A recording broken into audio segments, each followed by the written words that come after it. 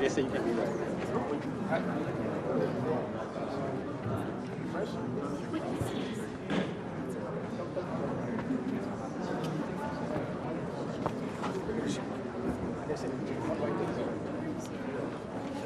The one in the the lady right there? Blue shirt, lady.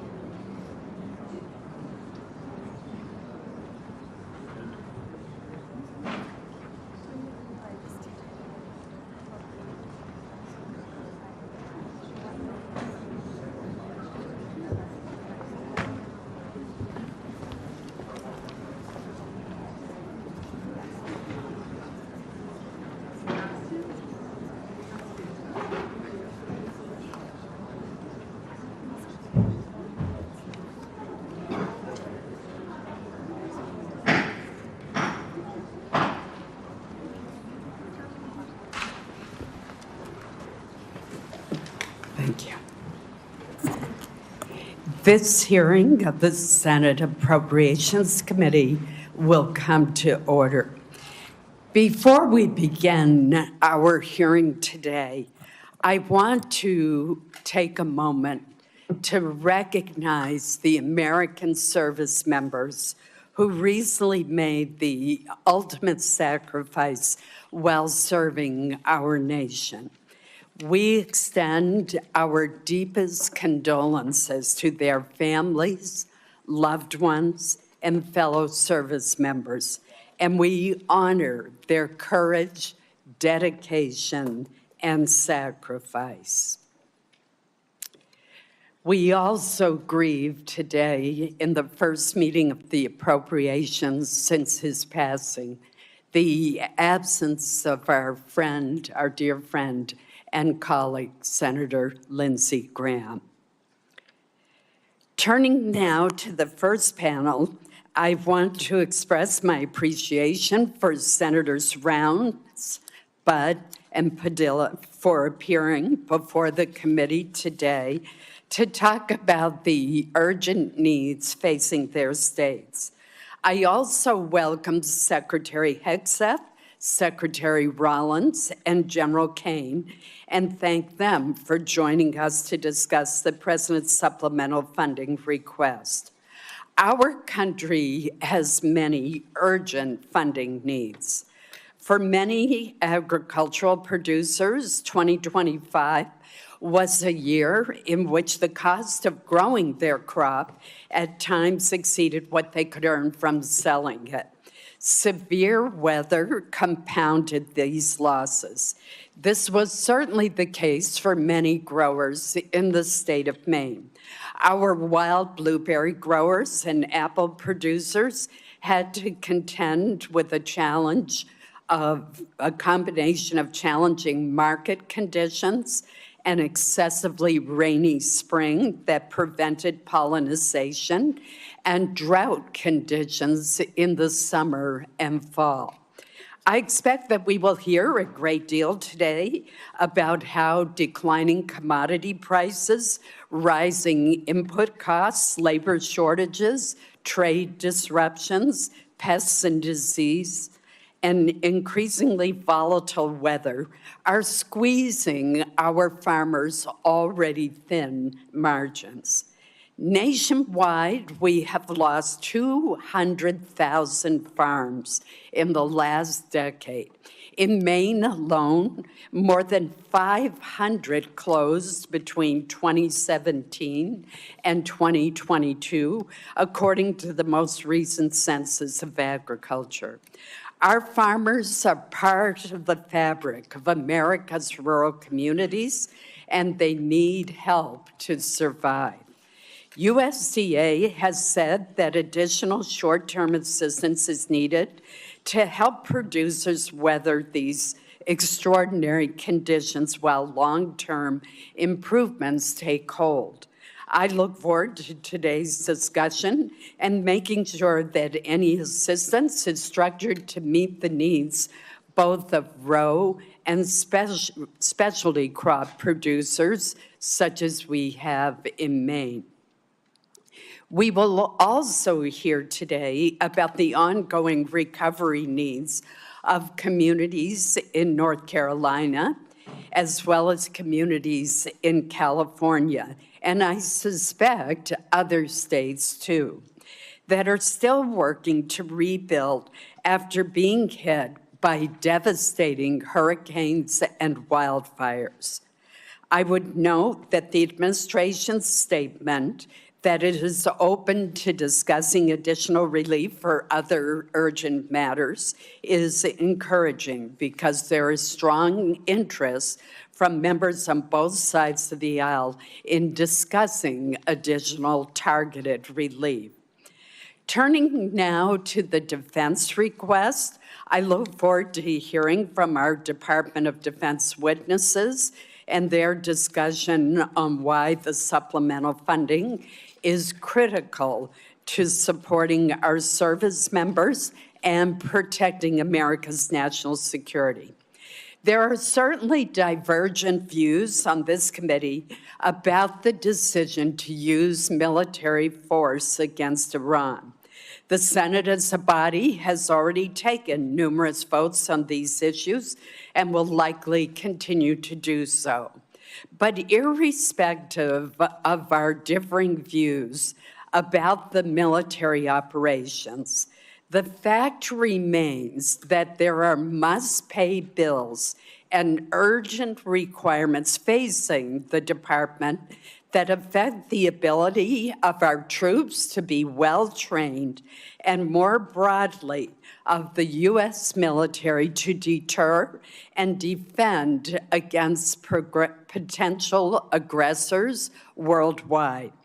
I would note that some of the requirements, such as the shortfalls in munitions, have been well known to this committee for some time, and prior to the conflict with Iran, there has been bipartisan support to address these shortfalls.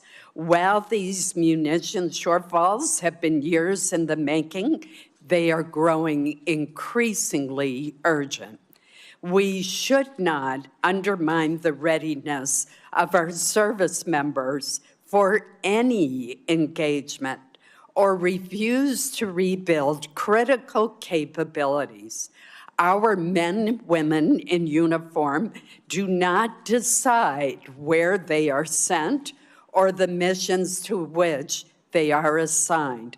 Congress has a responsibility to ensure that they have the tools, the training, and the support that they need to accomplish their missions.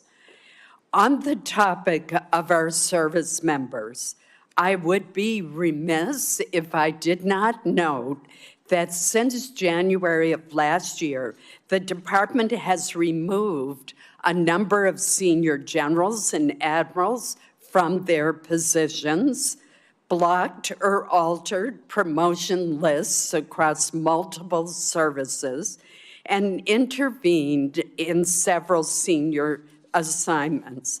A recent New York Times story reported that about 40 senior officers were removed from promotion lists, and more than 24 generals and admirals were fired or sidelined, including Admiral Lisa Franchetti, the first woman to lead the Navy. The Times further reports that more than half of those fired or removed have been female or Black, and that for the first time in more than a decade, no active duty female naval officers are likely to be promoted to admiral. I find this deeply troubling.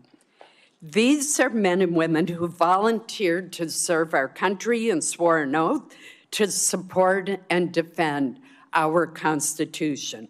Over the course of their careers, they have earned the support and the trust of their commanders and subordinates, led our men and women in uniform, and were selected through rigorous command and promotion boards. They have served under presidents and defense secretaries from both parties. Reports that women and people of color are disproportionately fired or sidelined create the impression that their service is not valued.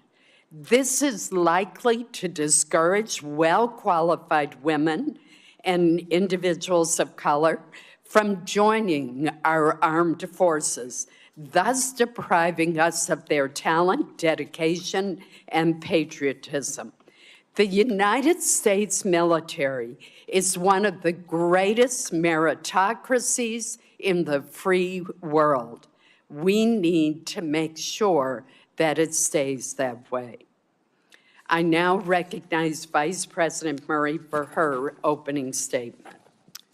Thank you very much, Chair Collins, and thank you to all of our witnesses who are here today. I first, too, do want to acknowledge the loss of one of our colleagues on this dais. Like so many, I was very shocked and saddened to learn of Senator Graham's passing.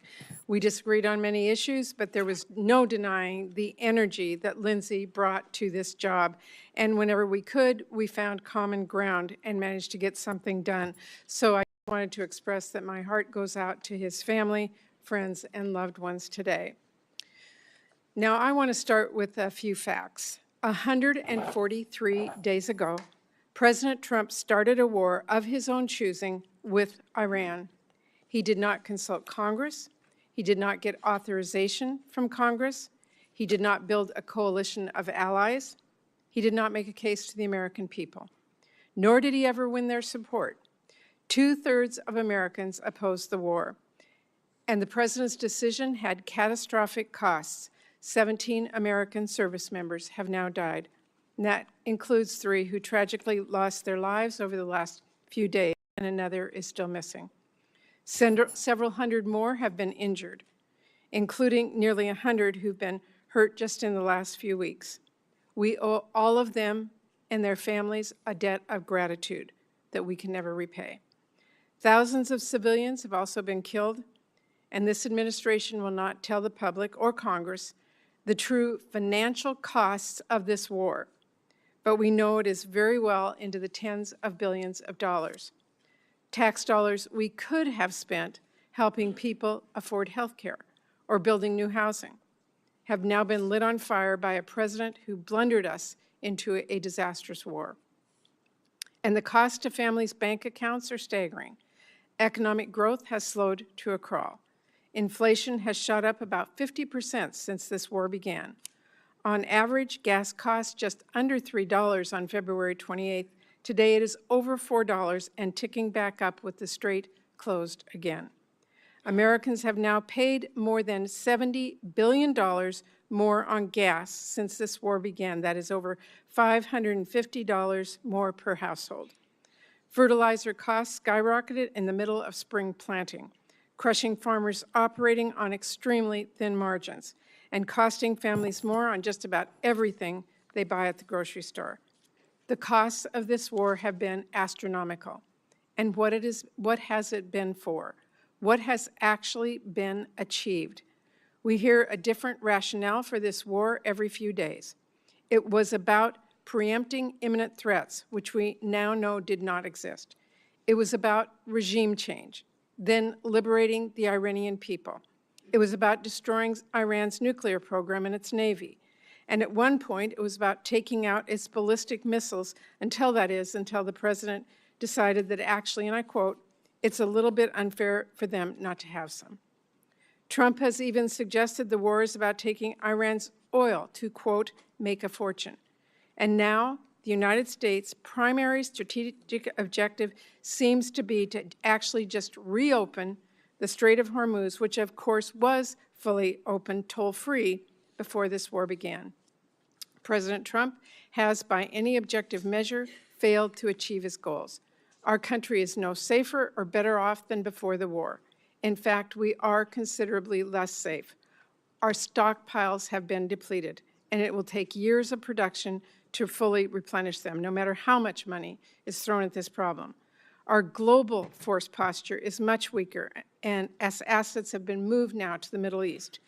And we are now much further away from a long-term solution to halt Iran's nuclear program than we were before Trump ripped up the deal that President Obama negotiated, which secured actual, measurable commitments and progress without ever starting a costly war. In fact, there are new reports that Iran may have moved nuclear assets into a mountain bunker, which raises concerns about whether Iran might restart its program. It used to be a pretty somber and serious thing, a president taking America to war and costing lives and taxpayer dollars. But this president has been downright flippant. The people I represent worry Trump thinks this is all a game and has sent men and women into harm's way without any sort of plan. And now that he's driven that car into the ditch, he wants taxpayers to bail him out. As the daughter of a World War II veteran and a Purple Heart recipient, the way this White House has blissfully operated with no plan for success is disrespectful to our men and women in uniform. These are patriots. They are highly trained and have sacrificed tremendously to keep us safe. They shouldn't be forced to put a show on for the president's birthday parade, or do the job of Border Patrol agents, or risk their lives in a disastrous war that the president clearly failed to think through. And as a U.S. Senator, this administration's refusal to explain what it is doing or how this war is protecting Americans, its refusal to seek authorization from Congress, and its expectation that Americans will now just pay for it all without any explanation or transparency is disrespectful. And it's insulting to the people back home that all of us represent. So here we are, 5 months later. The strait is closed. The ceasefire hasn't just disintegrated. This war is now spiraling out of control again. The president is threatening escalation and war crimes and suggesting this could be another forever war. He has told us over 40 times now that a deal is near and the war will be over soon. But now he is asking for $70 billion more and for us to just trust him it'll work out fine. Look, I've been very clear. My Democratic colleagues and I will do absolutely everything to ensure that we do take care of our service members and keep this country safe.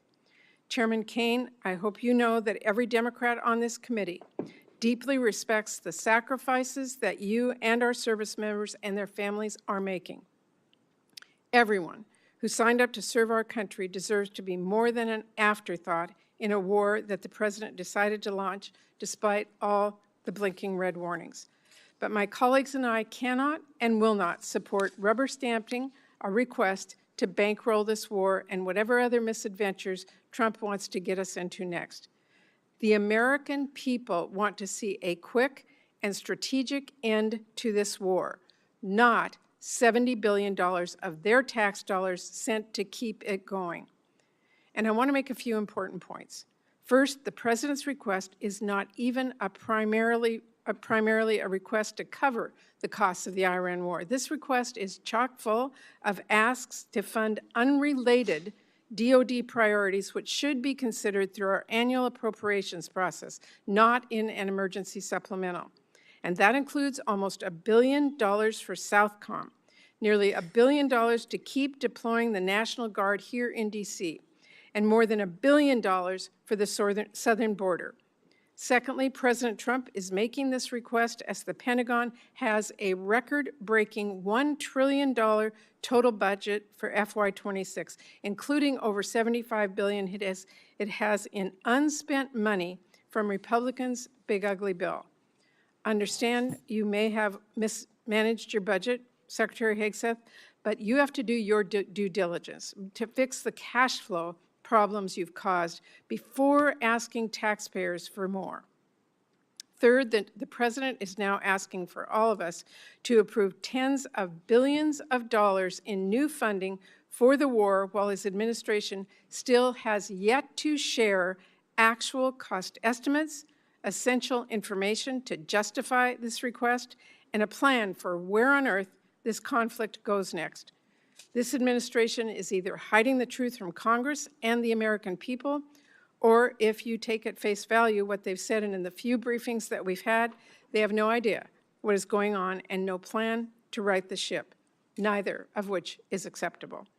Now, Trump is also asking Congress for over $10 billion to help struggling American farmers who have been crushed first by the tariffs and then by this war, which has shot fertilizer and diesel costs through the roof.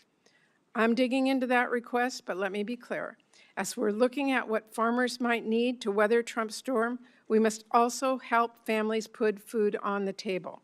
And to do that, we should delay and ultimately reverse Republicans' deep cuts to SNAP, which have already kicked at least 1 million kids off of food assistance. Finally, Trump has also requested, and I had to read this one twice to believe, $1.3 billion in new funding for the State Department for Global Health and Humanitarian Needs. At the very same time, his administration is withholding more than twice that amount in funding that has already been signed into law and is available for the same purpose. He's also asking for authorities to make U.S. taxpayer dollars subsidize the Venezuelan oil industry and to finance the establishment of private investment funds like the one he just handed over to one of his ballroom donors. Unfortunately, Secretary Rubio is not here with us today to explain those requests, to talk about how this war forced one of the largest evacuations of our diplomatic posts ever, or to explain whether, as a national security advisor, he still thinks this war is, quote, the right decision, and whether he still, quote, believes in it strongly. So this is really a request to make taxpayers pay for the President's reckless decisions, from the Iran war to his trade wars to his global health cuts, all while doing nothing to help our families back home who are suffering because of those decisions. And that is what we should be focused on, helping people.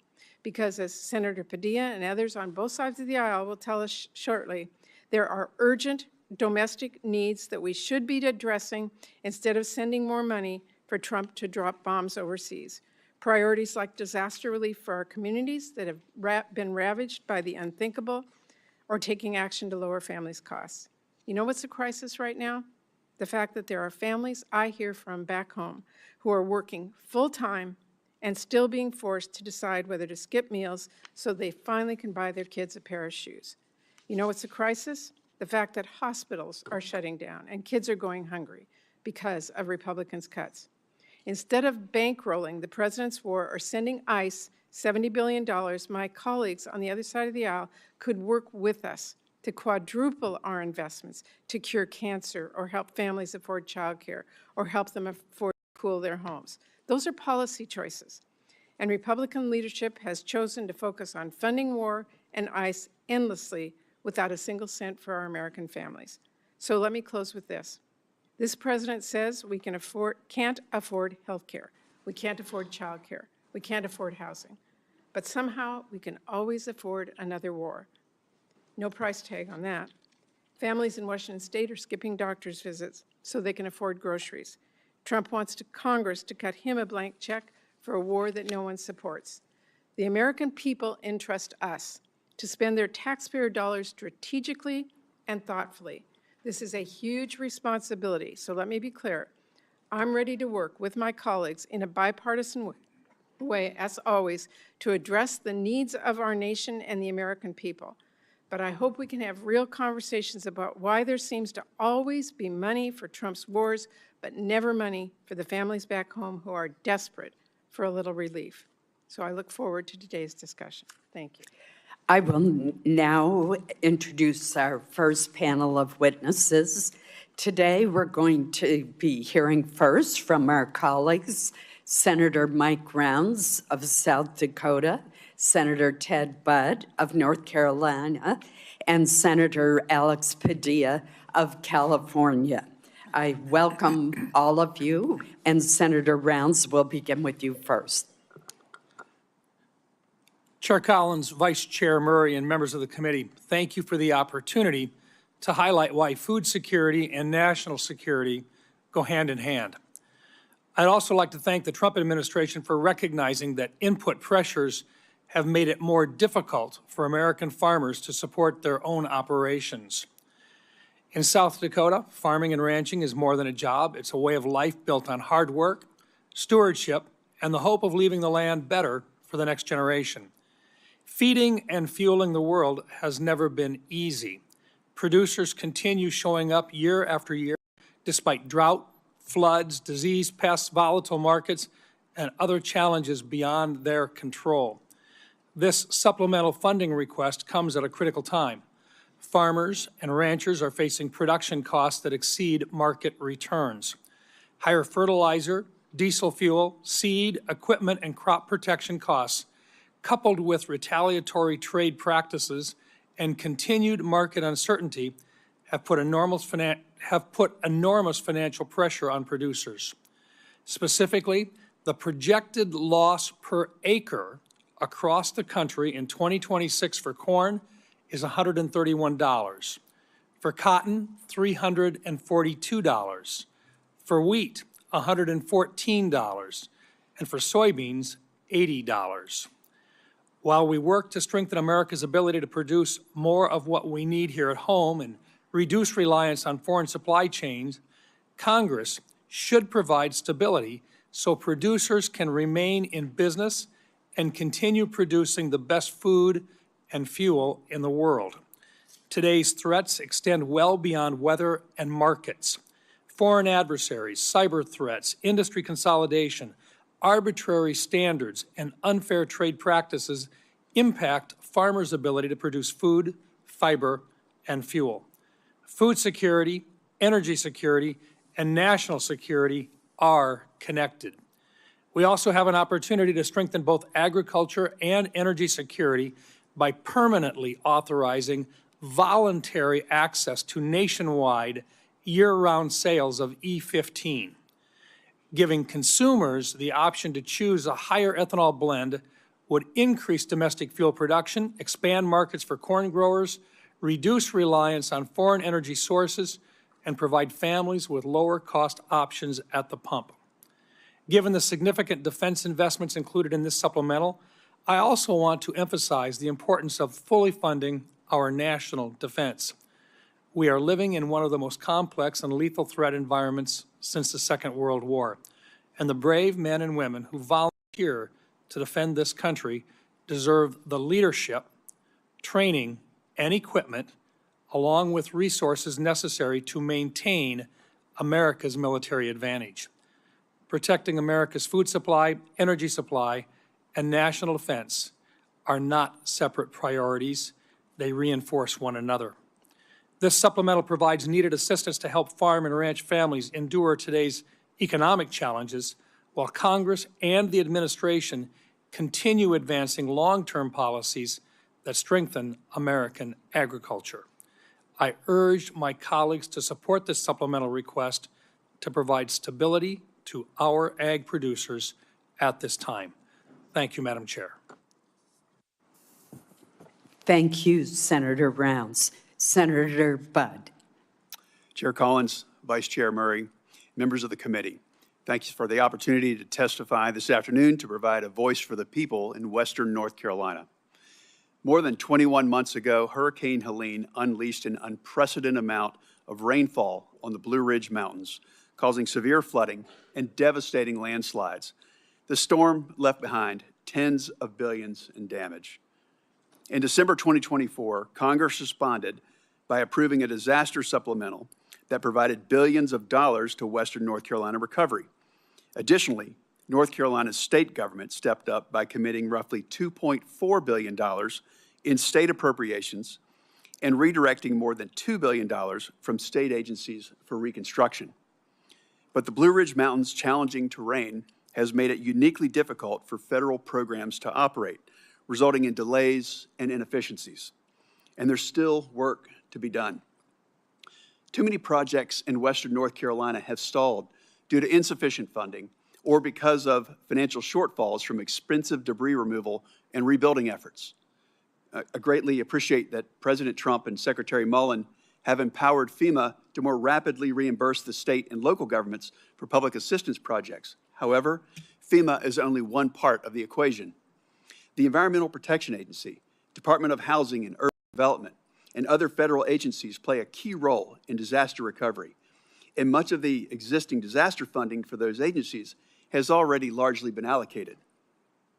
When I visit Western North Carolina, I see the impacts the delays in recovery have caused.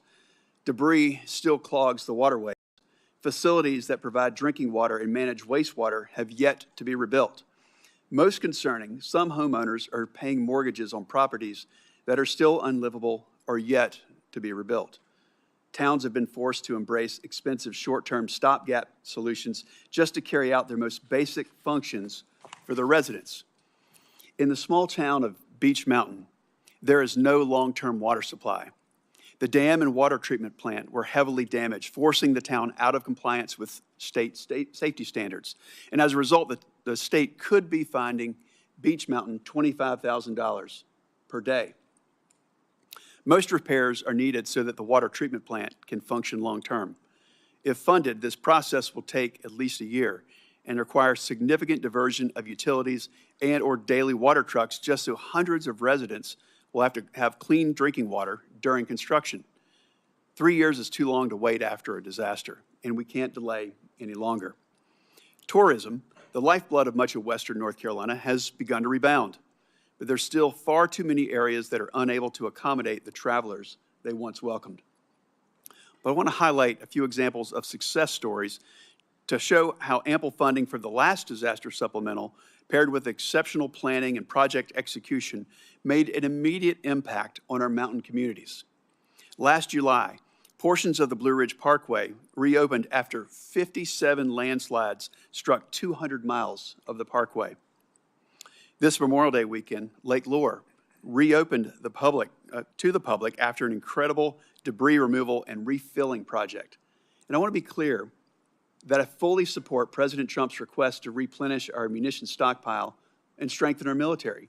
And I'm also appreciative of his efforts to provide economic assistance to farmers impacted by disasters and unfair trade practices. However, to address the long-term recovery needs of Western North Carolina, more federal funds are needed. Every time I'm in Western North Carolina, people ask me to make sure that they're not forgotten. This is Congress's chance to remind them that we're serious about helping them get back on their feet. I'm deeply grateful to the members of the committee for holding this hearing, and I look forward to continuing to work with you throughout this whole process. Thank you. Thank you, Senator Budd. Senator Padilla.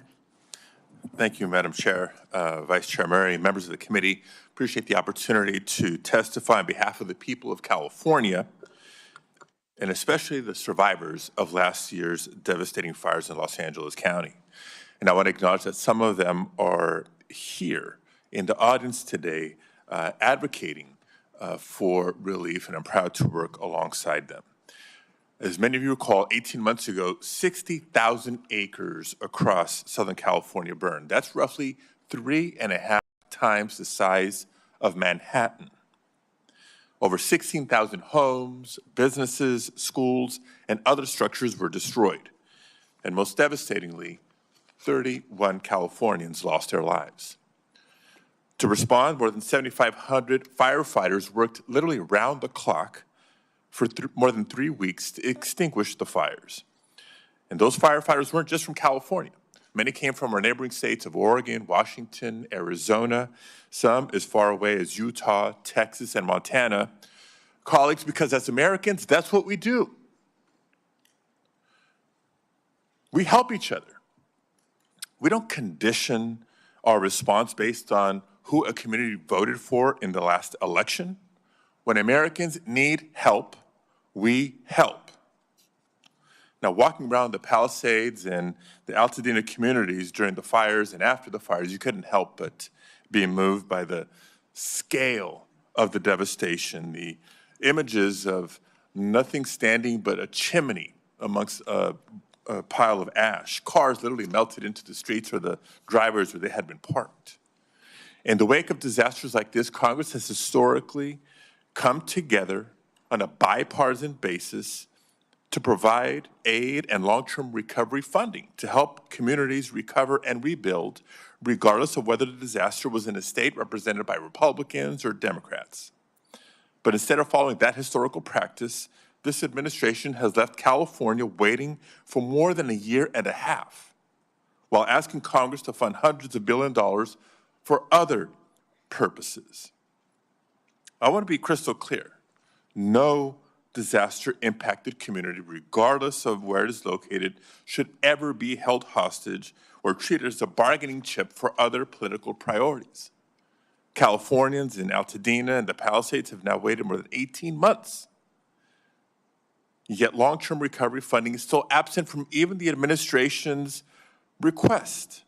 Instead, it asks taxpayers to spend hundreds of billions of dollars more on a war that Congress has never authorized, a war that's raising gas prices, worsening supply chains, making our country less safe, and for which 17 service members have already paid the ultimate sacrifice, with many more seriously injured.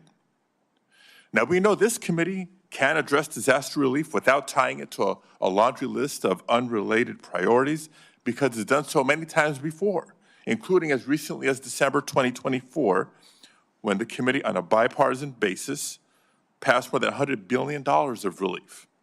There's no reason we can't do it again. Colleagues, we must reject the premise that it is okay to keep survivors waiting for help because the president, any president, decides they need something else from Congress to get it.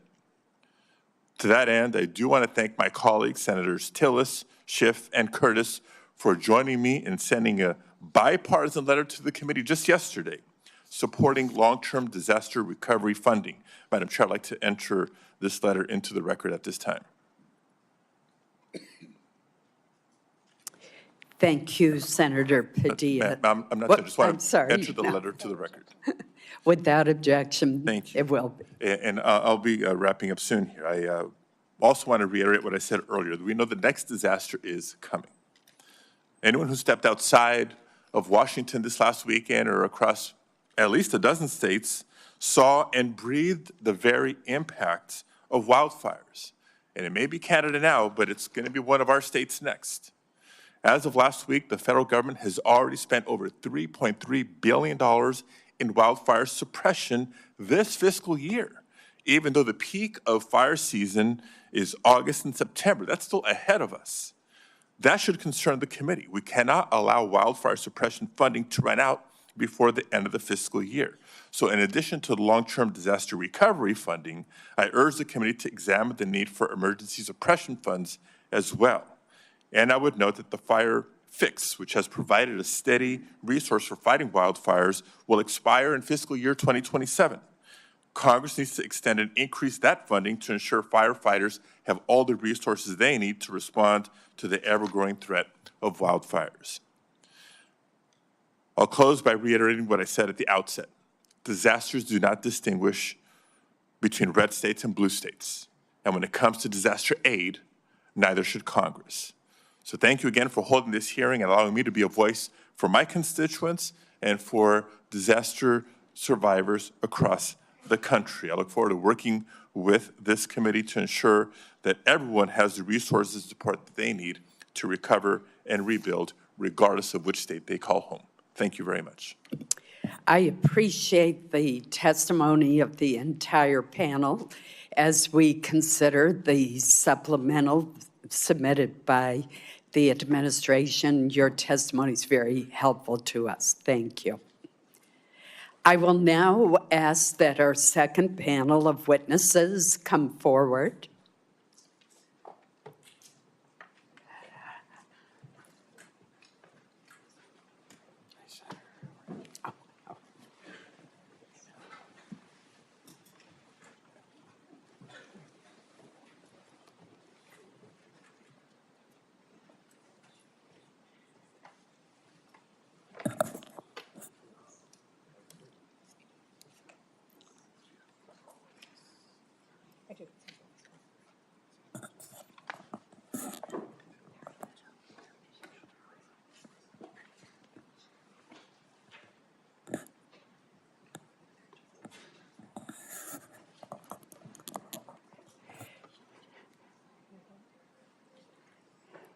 Well, leave it to our military witness to be on time.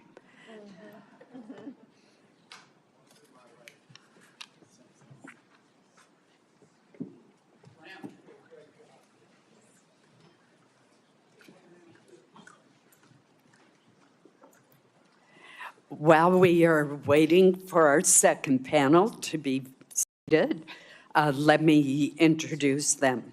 We are joined today by the Secretary of War, Pete Hegseth, the Secretary of Agriculture, Brooke Rollins, and the Chairman of the Joint Chiefs of Staff, General Dan Caine. These administration officials represent the largest components of the administration's request, and we welcome them to the committee today. Secretary Hegseth, we will begin with your testimony. Please proceed. Well, Chair Collins, Vice Chair Murray, members of the Senate Committee on Appropriations, thank you for the opportunity to testify on President Trump's supplemental funding request for the Department of War. As you know, we live in a dangerous world that requires bold and swift action. Hence, this supplemental request for fiscal year 2026.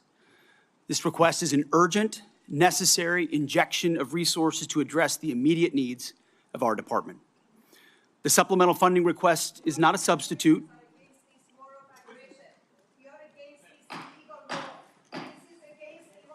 For 90 million people, your hands are bloody of 17 Americans and 4,000. The witness will suspend until order is restored in the committee room.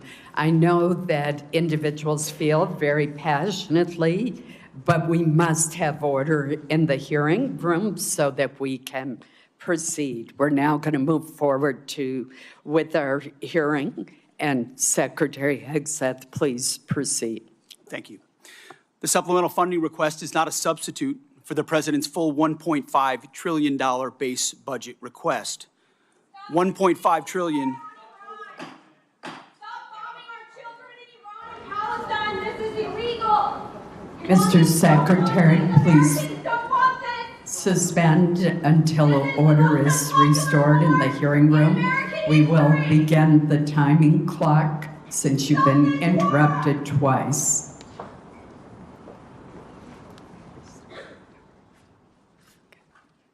Thank you. Please proceed. $1.5 trillion is what the President seeks and what we need to defend the country. The members of this committee understand better than most that long-term strategic dominance cannot be funded through one-off supplementals.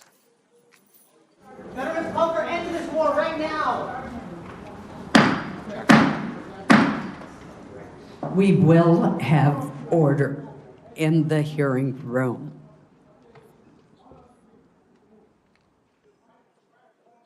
Mr. Secretary, please proceed. Collectively, The budget proposals submitted under President Trump follow a simple logic.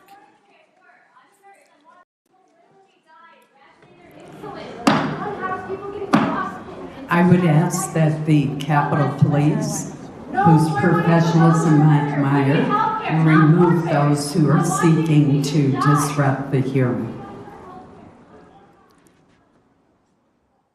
Please proceed. President Trump's following a simple logic. The military requires a generational investment to deliver on peace through strength. We know the best way to create peace is to prepare for war, to deter it. And that's exactly what the Department of War is doing, building a force so capable that it would be absurd for anyone to challenge it.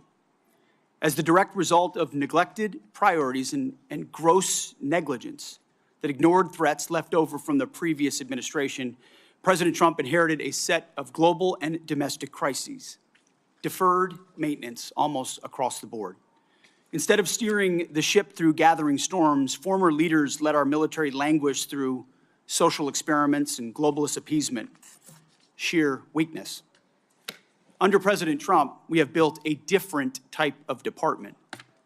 The Pentagon is no longer run by bureaucrats. Instead, it's led by combat-tested veterans and world-class business leaders who are running the department like a business, and tech titans who are bringing lethal innovation to the battlefield.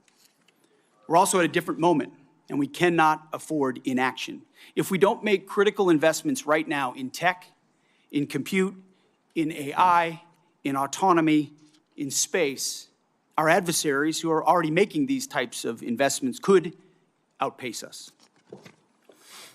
Without these funds, we face critical shortfalls that threaten our ability to also simply pay our service members, rapidly replenish equipment and munitions, and sustain vital operations without disruption.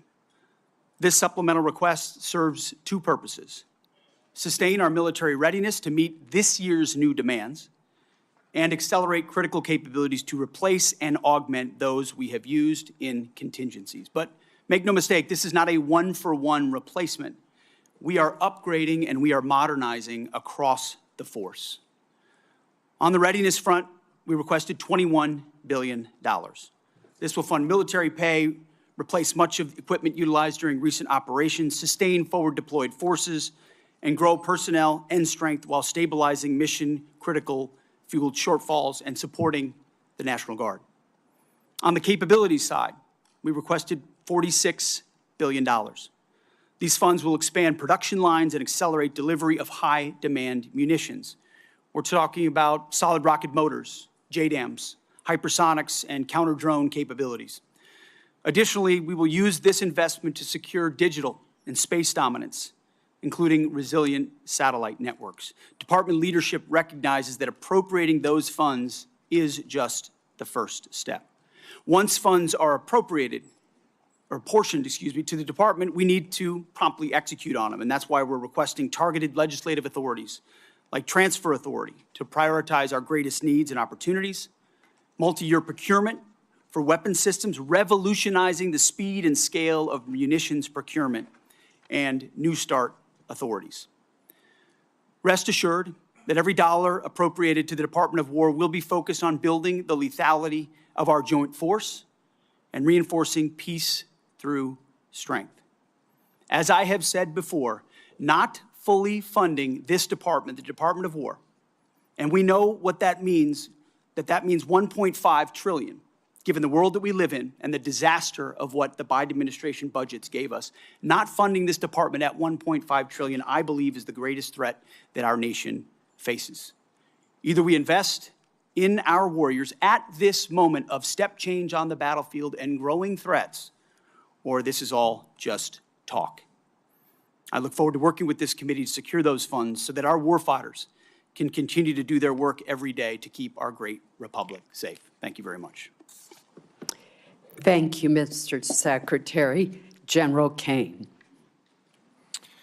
Chair Collins, Vice Chair Murray, distinguished members of this committee, I'm honored today to appear before you with Secretary Hegseth and Secretary Rollins to testify on the Department of War's fiscal 2026 supplemental funding request.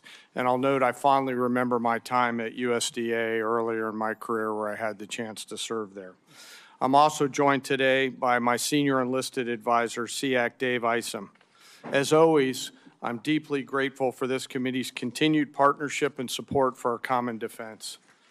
I'd like to begin by expressing my deep condolences and that of the Joint Chiefs of Staff and the SEAC for the fallen from this past weekend and their families. Today, we remember First Lieutenant Tyler Feehan, Sergeant Michael Swinton, and Private Isabel Gonzalez, and note that the names of our last fallen will be released when we can. I'm humbled daily by the profound commitment of the incredible 2.8 million Americans, just like these names that I've just mentioned, who make up our joint force and serve our nation every day. Also, on behalf of the Joint Force and the Joint Chiefs, I want to express my sincere and heartfelt condolences to the family of Senator Graham for their loss and all of you for the loss of your colleague. The Joint Force remains grateful for his 44 years of service, both in and out of uniform. There is no doubt he made a difference to the safety and security of our nation. On July 22nd, 1940, General George C. Marshall said, and I quote, "For almost 20 years, we had all of the time and almost none of the money. Today, we have all of the money and no time." His words resonate powerfully with me today as we find ourselves in a somewhat similar situation. I've come to you today to request the necessary funds while in the window of opportunity, while time is still on our side. The United States of America faces a global list of military challenges in the Middle East, in Europe, in the Pacific, both nuclear and non-nuclear challenges, and the continued threat of terrorism. We find ourselves living and leading in complex and dynamic times. Our adversaries are aligning in their interests, creating simultaneous challenges across multiple domains. They are sharing intelligence, combat capabilities, and technology that is accelerating the speed of war. It is an imperative that Americans understand that the character of war is changing. Advances in technology are fundamentally and irreversibly changing the way we fight, which necessitates capital to properly arm America's military. Rapid advancements in AI, autonomous systems, deliver critical technological advantages to our national defense and simultaneously introduce unprecedented strategic vulnerabilities and uncertainty across the world, to include right here at home. The low barrier to entry created by affordable, ubiquitous, unmanned systems means our adversaries, rogue actors, state and non-state actors, and violent extremists have access to disruptive and potentially lethal technologies at scale. We've seen this in Ukraine, and we must adopt elements of this fight for our future fights. Conflict is never confined neatly to the land, sea, or air domains. The modern battlefield stretches from the seabed up to cislunar space and beyond, cyberspace, and in the information domain, all at the same time. Our nation must be prepared to fight and win across all of them, all the time, all at once. In addition, the light speed at which information travels now has compressed our leaders' decision space, taking what was once days or weeks in World War II down to milliseconds. Your joint force must be ready because the United States military is America's greatest insurance policy. And I acknowledge all of us find it difficult at times to pay for insurance before we need it. But we must have insurance before the storm comes. The Armed Forces of the United States of America serves as our nation's ultimate safeguard and our insurance policy to preserve, protect, and defend our national interests, security, and prosperity. To uphold this responsibility, we require predictable and consistent funding. This will allow us to partner effectively with our defense and national industrial bases, building on acquisition reforms that guarantee our warfighters receive capabilities at scale, before they are required in conflict or combat. I'm struck by this season of American history we find ourselves in, and I continue to ask myself, if not now, then when? And if not us in this room and the rest of the Congress and the nation, then who? I acknowledge the environment we all serve in, but always remember that we are all Americans with deep and abiding love of our nation and our military service members and their families. I've come today to ask for your help and your support. America's armed forces need $1.5 trillion to meet the military challenges of the future. This supplemental is a part of that, and to be allowed to use this capital to pay for military personnel, operations and maintenance expenses, and accelerate investments on critical technologies, as the Secretary just mentioned. It is critical that we stay ahead of our adversaries, and we must have the funds before we're out of time. In closing, I ask all of us to remember our deployed service members around the world right now, especially our Army teammates who remain deployed after losing their friends and teammates this past weekend. And I again ask all of us here in the Senate and across the American people to never forget our fallen and their families who continue to show us what courage, tenacity, grit, and commitment to the nation looks like. Thank you very much, and I look forward to your questions. Thank you, General. Secretary Rollins. Thank you so much, Chairwoman Collins, Ranking Member Murray, and distinguished members of the committee. Thank you for the opportunity to appear before you today. Let me begin with the bottom line up front. The United States Department of Agriculture is joining today the United States Department of War in a fight for America and for American flourishing. After all, defending America's ability to feed and fuel and clothe herself is defending America, full stop. This can be easily forgotten. For centuries, we built farms and ranches and transportation that fed not only America, but the world too. For a long time, that prosperity made America strong and made America safe. But across the past 100 years, and especially across the last administration, we took that source of strength in war and peace, our farms and our ranches and the communities that surrounded them, and we hollowed them out. We made them weak, and we put them on the precipice of decline and extinction. We sent our food production overseas. In fact, 2023 was for the first time a significant net importer of our food for America. And in so doing, we replaced American production with massive amounts of imports. We allowed and even encouraged the consolidation of agriculture, seed production, processing, fertilizer, and beyond into massive industries at scale. Today, nearly 85% of our meat packing capacity is controlled by just 4 companies, including 2 that are foreign-owned.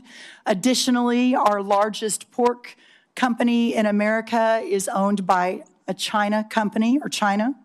4 fertilizer companies now represent 78% of the production versus just a couple of decades ago, that was in the dozens.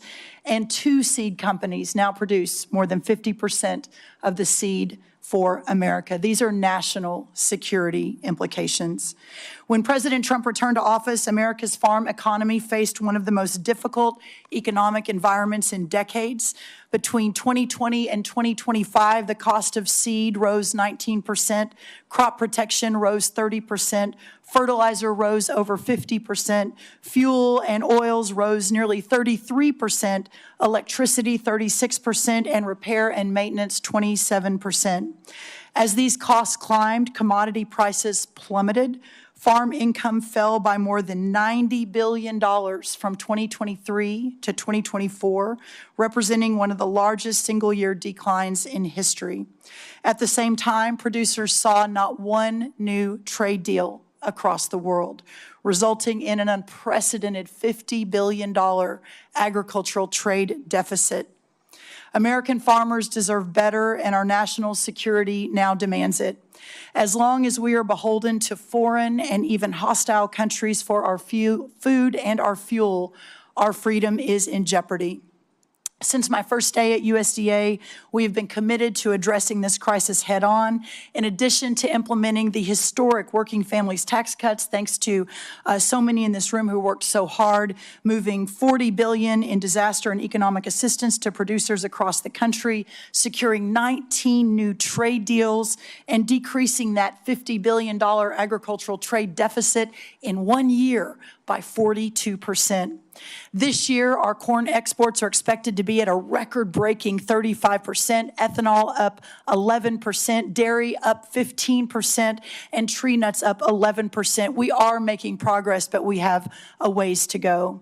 Administrator Zeldin has secured the strongest renewable fuel standard volumes in history, and the President continues to support year-round E15 for our domestic markets. We have led robust responses to animal health threats, including HPAI and the New World screwworm, and have reduced unnecessary regulatory burdens and partnered with producers to strengthen the domestic demand for American agriculture. These are lasting reforms and will change the trajectory of American agriculture for the future. The trade agreements will take time to fully execute and generate even more exports. The biofuel investments take time to increase the demand for American crops, although we're already seeing a 10% increase since just an announcement a month ago. And of course, onshoring facilities like fertilizer will continue to take some time to build out. But we are confident that the direction of American agriculture is changing for the better. But many producers continue to face economic pressure as we build that economic infrastructure out. Specialty crop growers across the Northeast, the Mid-Atlantic, the Pacific Northwest, and Florida suffered devastating freeze losses this past winter. Producers across the plains continue recovering from catastrophic wildfire and events occurring while many operations are still working to catch up financially. That is why our proposal includes $10 billion in temporary economic assistance for 2026 row crop and specialty crop producers, and also includes $1.1 billion to help producers recover from catastrophic freeze losses suffered this past winter. Congress has taken similar action over many decades, and we're so grateful for that, but including most recently 2023 and 2024 with economic aid and disaster relief aid with the hurricane seasons. I want to be 100% clear as I close. For the sake of American national security, American existence, and the American future, we must, in the long run, end this system that has grown up like a weed and strangled the American farmland and food production. Farmers want to farm for their products, not for a government check. They want to be free from dependency and free to innovate. We know what happens when they are able to do that. They build and feed the greatest republic in the history of man. But when they aren't, well, we know the danger that we are in today. But that's why this supplemental is so important. It provides a bridge and extends a hand to Americans who need it. It buys the nation the security that we need, and it buys us time to deconstruct and then reconstruct a new system, putting our farmers and ranchers first, and to restore the system that originally made America great. For our farmers, the defense of American freedom continues. They only ask to be free to fight. Thank you so much. Thank you for your testimony. We will now begin with questions for our witnesses. As you can see, we have a very full attendance of committee members today, so I would ask that all of our colleagues to please keep track of the clock and stay within the allotted 5-minute question time. With that, let me begin. Secretary Hegseth, General Caine. Members on both sides of the aisle have questions about the authorization strategy, objectives, and conduct of operations in the Middle East. Regardless of our differing views, the fact remains that there are must-pay bills and urgent requirements facing the department that affect the ability of our military to deter and defend against potential aggression worldwide. Portions of the supplemental request go toward paying these bills and are necessary to restore readiness, repair, or replace battle damage to aircraft, ships, or bases, and address urgent munitions challenges. I understand and am told that some military services face near-term solvency challenges. What will be the impact on our troops if additional funding is not provided? Are there military exercises, for example, that are at risk of cancellation? What message will we be sending to the world? Secretary Hegseth, either you or Senator or General Caine. Chairwoman, I very much appreciate that question, and it's because it's connected to the real-world realities of this budget cycle. There is training right now and training in the future that would have to be curtailed if we do not get our budget needs met and met urgently. And yes, some of that has to do with the current budget cycle and how things come together. But we are a department that for 4 years met funding shortfalls under the previous administration. It was not a priority to fund the Department of Defense under Joe Biden. It also took the munitions and a lot of there were 5 supplementals out of this committee that took munitions one for one and sent them to Ukraine and had tried to replace them with the same bureaucratic process that was too slow and didn't replace them in real time. And then there were threats that were ignored around the world. So you're looking at a lot of negligence and a lot of deferred maintenance that this department is having to catch up on. And so that's why I call this a generational investment. It truly is. This is $1.5 trillion budget with this supplemental being part of it is how we catch up and get ahead. And ensure in the process we're putting soldiers and sailors and airmen first, Marines first, Guardians, that their pay increases, that the end strength increases that have gone up because recruiting is at historic levels are fully funded. So rather than trying to play catch up and make sure we're not losing training, we should be ahead of that curve. And that's where we think $1.5 trillion can get us. Thank you. Senator Caine, I keep calling you Senator, General Caine, I'm going to ask you to respond for the record because in my remaining time, I do want to ask Secretary Rollins a question. Secretary Rollins, as we heard from the previous panel, our country has many outstanding recovery needs from disasters and other weather-related events over the past 2 years. As this chart shows, and this is a chart from your department, many have unmet weather-related agricultural losses. In Maine, many of our producers are struggling amid a combination of market volatility and disaster conditions last year, which included excessive rainfall in the spring, followed by a severe drought. They need relief. Yet the administration's supplemental request does not include funding to address these recovery needs. It does have $1.1 billion to help Florida agricultural producers rebound from a severe freeze this past winter, but nothing for prior disasters in other states. Can you explain USDA's thinking behind focusing your request just on the 2026 freeze rather than on the 2025 disaster declarations that you made? Yes, Senator, thank you for that question. Obviously, the discussions that went on over at OMB and with our teams continue, but what I will say is we are obviously 100% in support of any sort of disaster relief program for our farmers, whether it's hurricane, tornado, drought, freeze, et cetera. So look forward to working with you on that and specifically understanding the larger context here that there's a lot of farmers, a lot of producers who are really hurting, not just in Florida and not just from the freeze. So it's important that we work together to solve for that. Thank you. Senator Murray. Thank you, Chair Collins. Secretary Hegseth, your department received $150 billion last year in the Republicans' Big Beautiful Bill. It also received a record $839 billion for fiscal year 2026, more money than you asked for last year. Combined, that is a $1 trillion budget for the year, and as I already mentioned, your department has yet to spend half of the reconciliation funds. And despite that, you are here today asking for tens of billions of dollars more for things that you've already asked for in your FY27 request or that have nothing to do with Iran. This administration has tried to sell this as an emergency request, but it may be better understood as an attempt to skirt the normal appropriations process. Here are just a few of the things requested in this Iran supplemental.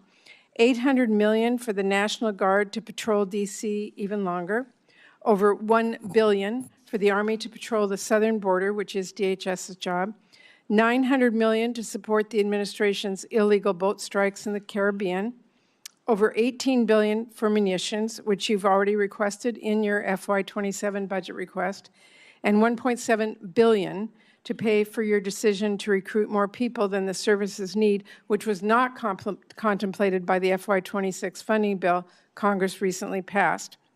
Now, you've already submitted a reprogramming request on this that our subcommittee is considering now, which really underscores the point I made in my opening remarks that the problem is not a lack of money, but poor planning. So I'll be blunt. The truth is your request does not make a lot of sense. So let me ask you a simple question. Why exactly are billions of dollars more for the National Guard and this administration's illegal strikes in the Caribbean urgently needed for the Iran war?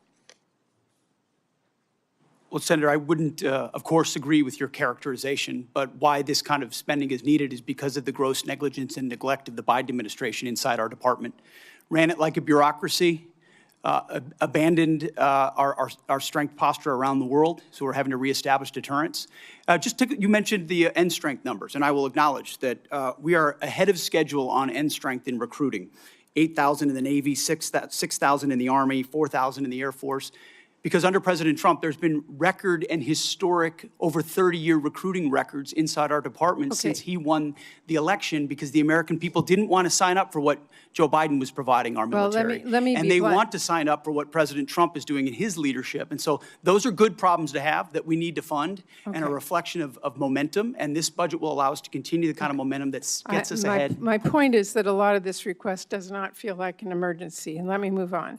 Secretary Hegseth, like most Americans, I've had a lot of trouble following this administration's contradictory statements about the war. On April 8th, you said, and I quote, "Their missile program is functionally destroyed, launchers, production facilities, and existing stockpiles depleted and decimated and almost completely ineffective." Mr. Secretary, Iran has been firing at U.S. military bases in the region and its ships for the last week. How is it possible, if their capabilities were, quote, functionally destroyed 3 months earlier, as she claimed, for them to be doing this now? Well, Senator, Iran is at the weakest point militarily it has ever been in the past decade. Certainly, maybe in 47 years, as they've gathered effectively a terror army. And that terror army was built to try to create conventional capabilities to defend against a pursuit of nuclear weapons, which meant thousands of ballistic missiles, many of which we have destroyed, others of which they have put inside facilities and hidden in underground facilities. And that's what terror regimes would do. So I acknowledge they still have capabilities, no doubt.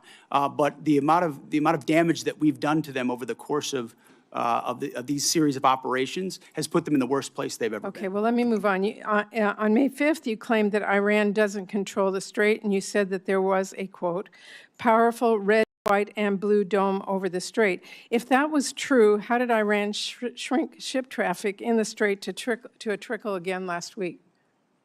We pushed almost, I believe, between 400 and 500 million barrels of oil under the nose of Iran over the course of Project Freedom, which went underground, which I acknowledged after we did so covertly because it was more effective to do so quietly than to do so publicly. So we've been in control of moving traffic through there for quite some time. Will they retain the ability to recklessly shoot at commercial shipping? And that's what happened. We had a ceasefire, and then they shot at commercial shipping recklessly. Also said at that same press conference, and I'm going to quote you, you urged Iran to, quote, let innocent ships pass freely. These international waters belong to all nations, not to Iran to tax, toll, or control. Last week, President Trump said the U.S. would charge a 20% toll to each ship to pass through the state. So based on your opposition to tolls, did you talk to the president out of that idea, or did someone else?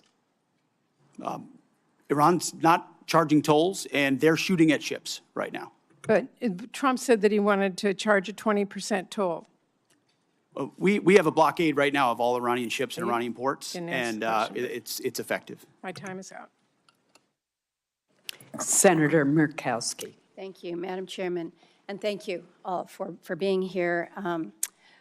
Challenging times, I think we all recognize that. Secretary Hegseth, I want to ask, just specific to Iran authorization, the administration has made the case that the action in Iran falls under the President's Article 2 authorities, and we can have disagreement. Reasonable people can disagree about the boundaries of the presidential war powers, and have for a long period of time. But I look at the War Powers Resolution, and it's not ambiguous. It requires the president to terminate hostilities within 60 days, absent congressional authorization.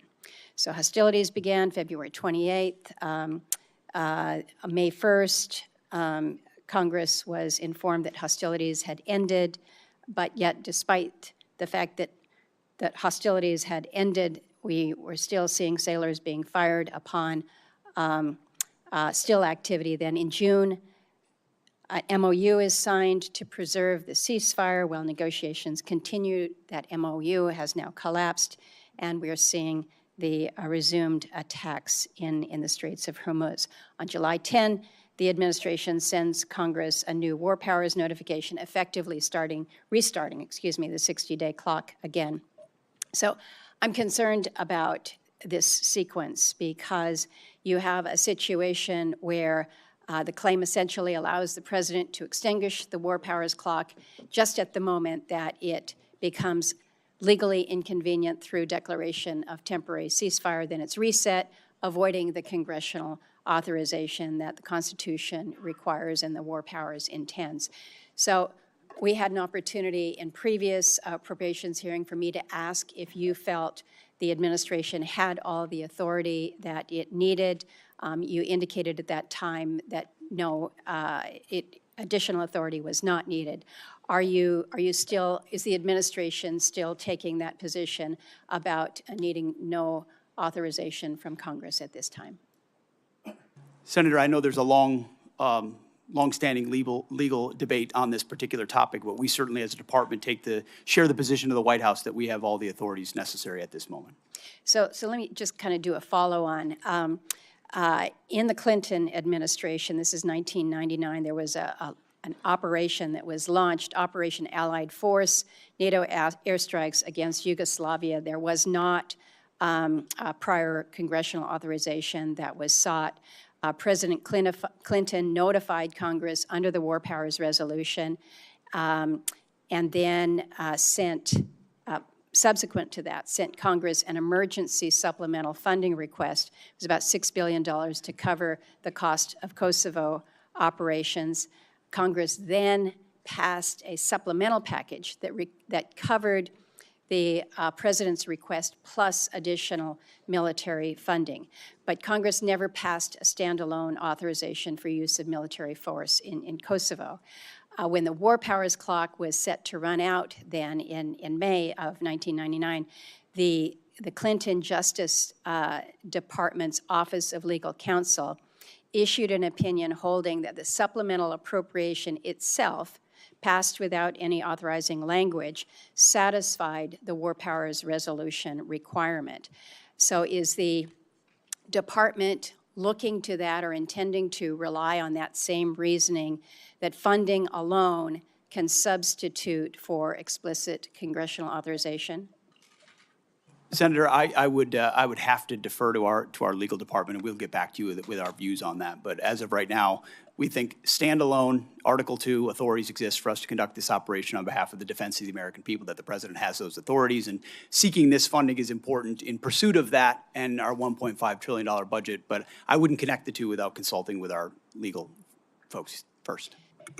In my remaining time, let me turn to you, Secretary Rollins.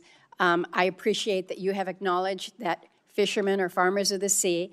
I don't know whether you are aware whether any fishermen will be eligible for any of the supplemental funding. They too have faced many of the same challenges that our farmers have with high fuel costs, the impact from tariffs, disasters that we have seen.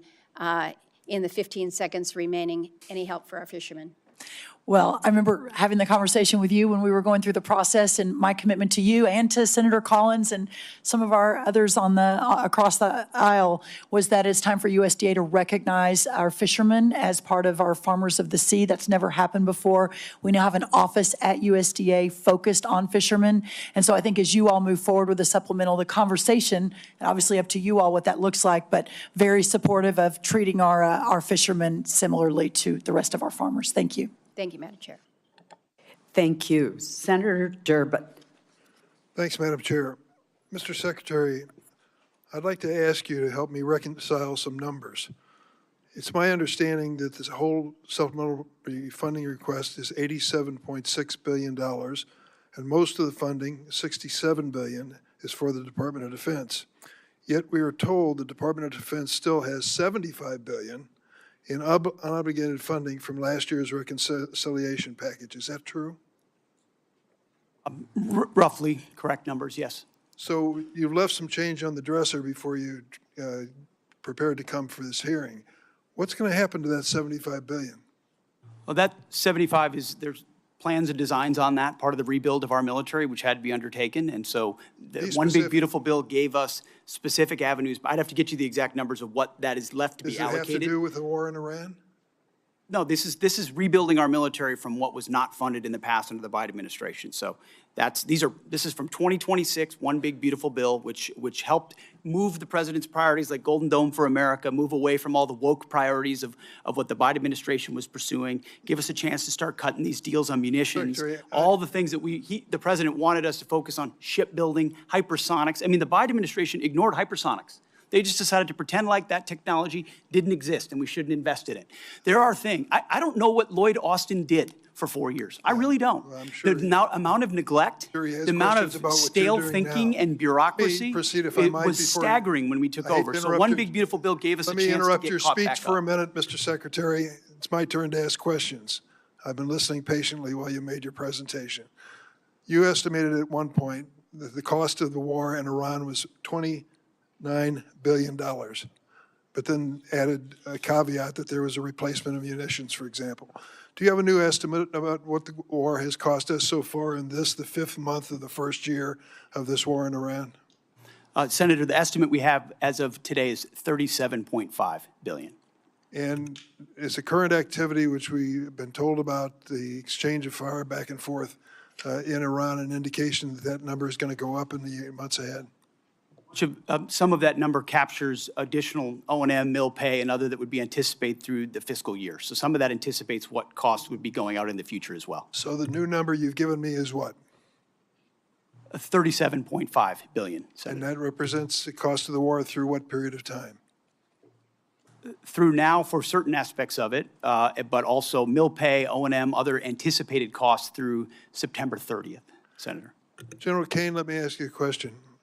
I joined a group of senators, some are here, Senator Rounds, Senator Coons, Senator Shaheen, and met with President Zelensky in Turkey during the NATO summit. He was very explicit in terms of what he needed to win. He feels the momentum in Ukraine is moving to his side, and that he is putting a foot forward instead of back. Is that your feeling? Sir, I think the pressure that Ukraine is putting on Russia is substantive at this point. Do you acknowledge his request that we help them with air defenses as a high priority? Sure, I know he's made the request. Whether or not that moves forward is always a debate at our civilian leadership, but I'm aware of that request. Are you aware of the fact that we appropriated and the President signed into law $400 billion of supplemental funding for Ukraine, including money for air defenses? I am, sir. Are you also aware the administration has informed us that that money will not be available in many aspects until the next president is in office?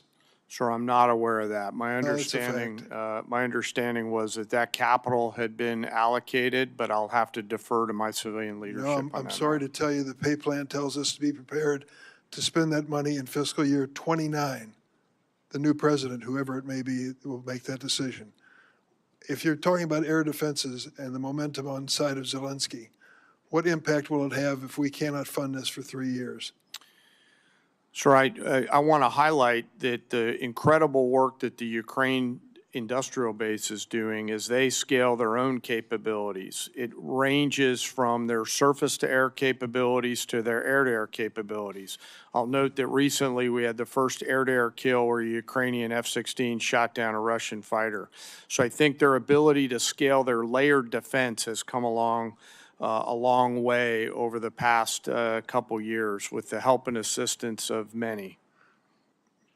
General, thank you for your service to the country, and I'm sorry for our losses. I believe 17 servicemen have given their lives in Iran so far, and hundreds have been injured. We should acknowledge that fact. And let me also say, we're at a moment in history where we can win the war in Ukraine. That victory would be critically important for those people who have fought for more than 4 years against the odds and proven they can put Putin back on his heels. But instead of finding the money that they need now for air defenses, we're putting more money into this exchange with Iran, a war of choice which we never should have entered. Thank you, General. Senator Moran. Chairwoman Collins, thank you very much. Let me first begin with just a statement to you, Secretary Rollins. Thank you for your leadership. Thank you for your attention to disaster assistance. Hugely significant and important in many states represented here, but across the country. And it is as challenging circumstances as I've seen farmers in my time and representing them in the United States Congress. And I appreciate my colleague, Senator Rounds, for making that case today. I appreciate the efforts by Senator Bozeman, the chairman of the Ag Committee, and Senator Rounds and his Vice Chairman Shaheen for their efforts here on this committee for that effort. Secretary Hegseth, let me ask you about your recent visit to the 101st Airborne Division. You saw the MV-75 Cheyenne. You saw it firsthand and heard from soldiers, as I understand it, about the next generation capabilities, how they will transform the way we fight. The Cheyenne has broken through, and it appears to me, in the acquisition bureaucracy to deliver a capability for our war fighting much faster than it otherwise would have happened. As you look across acquisition, I mean, we're here talking about appropriations, but the ultimate success we'll have in defending our country is putting that money to work as quickly as possible. So as you look at acquisition, what would you tell me we learned from the Cheyenne? Is it a model how the department can, it intends to field the next generation of capacity going forward? What does the program need from this committee to meet both the schedule and the necessity of its capabilities? Senator, I appreciate the question. I think it's one of the untold stories of our department is how we've tried to revolutionize the speed and scale of new acquisitions and procurement. Some of it through munitions and ensuring that companies pay for building their own factories and their own assembly lines so that we're saving billions and billions as taxpayers while companies invest. And when you invest in something with your own money, you want to see it succeed ahead of schedule and on time. Also opening the aperture so it's not just the prime contractors that are competing, but new entrants who make high-cost and low-cost capabilities. I think in particular on the Cheyenne and the Black Hawk and the replacement, the gap that some have identified could exist based on the hesitation on speed and replacement exists because of an austerity mindset, again, that goes back to the Biden administration of divest to invest. And so you end up divesting in certain systems like the Black Hawk before the next one is online, creating gaps for actual operators. And what we're funding in this supplemental and across this budget is the ability to do both. Make sure the systems we rely on the battlefield right now are delivered, and that newer entrants that we're going to need for long-range fight to deliver to be more survivable in contested environments, which you're talking about. When I had a chance to see it, the soldiers were proud to be in it because they felt like it would give them greater advantage in the future. We need to accelerate the timelines of those and deliver them even more quickly. And when you allow new entrants with all the right incentives, those things happen, and it's happening in that Will program. that take place, I think you may have just said this, but will take place in this circumstance of the Cheyenne? I believe in this administration, because of the policies of this administration, it is likely to do so. Just like the B-21, just like the F-47, just like so many other of our exquisite munitions that otherwise would have taken years and years to even get into development, we're moving those things left by, in some cases, years, so that we get them in the hands of warfighters who would need them right now and not held up in bureaucracy in this town. Thank you, sir. Let me turn to you, General Caine. The department is requesting a significant supplemental to address the ongoing operational demands. Our adversaries are watching how we resource this moment. Beijing, Moscow, Tehran are all increasingly coordinating their activities and intelligence. In your judgment, do you believe our adversaries view this moment as an opportunity to exploit U.S. commitments elsewhere? And how does this supplemental ensure our deterrence posture and our commitments to allies remain credible in every theater all at once? Well, sir, thanks for the question. In my job, it's to look across the globe and look at the range of trade-offs out there. We are the strongest military in the world. Our adversaries still fear America's ability to project power at the time and place of our choosing. There is no doubt that they are aligning, as I've said before. And I think this supplemental and whatever funding structure the Congress, working with the executive branch, decides to structure and give us the capital, we'll use that capital to ensure that we sustain that, sir. You're assuring us that this supplemental and further efforts will reduce the risks to our nation and its national securities issues. Yes, sir. I view this, and I've spoken to some of you on the phone leading up to this. I view this as future investments to buy down risk, similar to what I said Marshall thought through in those heady days in 1940, where the need to invest capital early to deliver scale is an opportunity that I hope we don't miss, Senator. General, thank you. Thank you, Chairwoman. Senator Reed. Thank you, Madam Chairman. Secretary Rollins, I just want to reiterate a point that Senator Padilla made. We have $10 billion in this request for Midwestern farmers who are suffering because of the interruption of fuel and fertilizers because of the President Trump's war, unauthorized war. Yet, many states, blue states particularly, have submitted requests. Rhode Island has one. February, we had the worst snowstorm in our recent history, and we've been denied by the president. In fact, if you look at the numbers, 20% of blue states seem to get approved and about 80% of red states.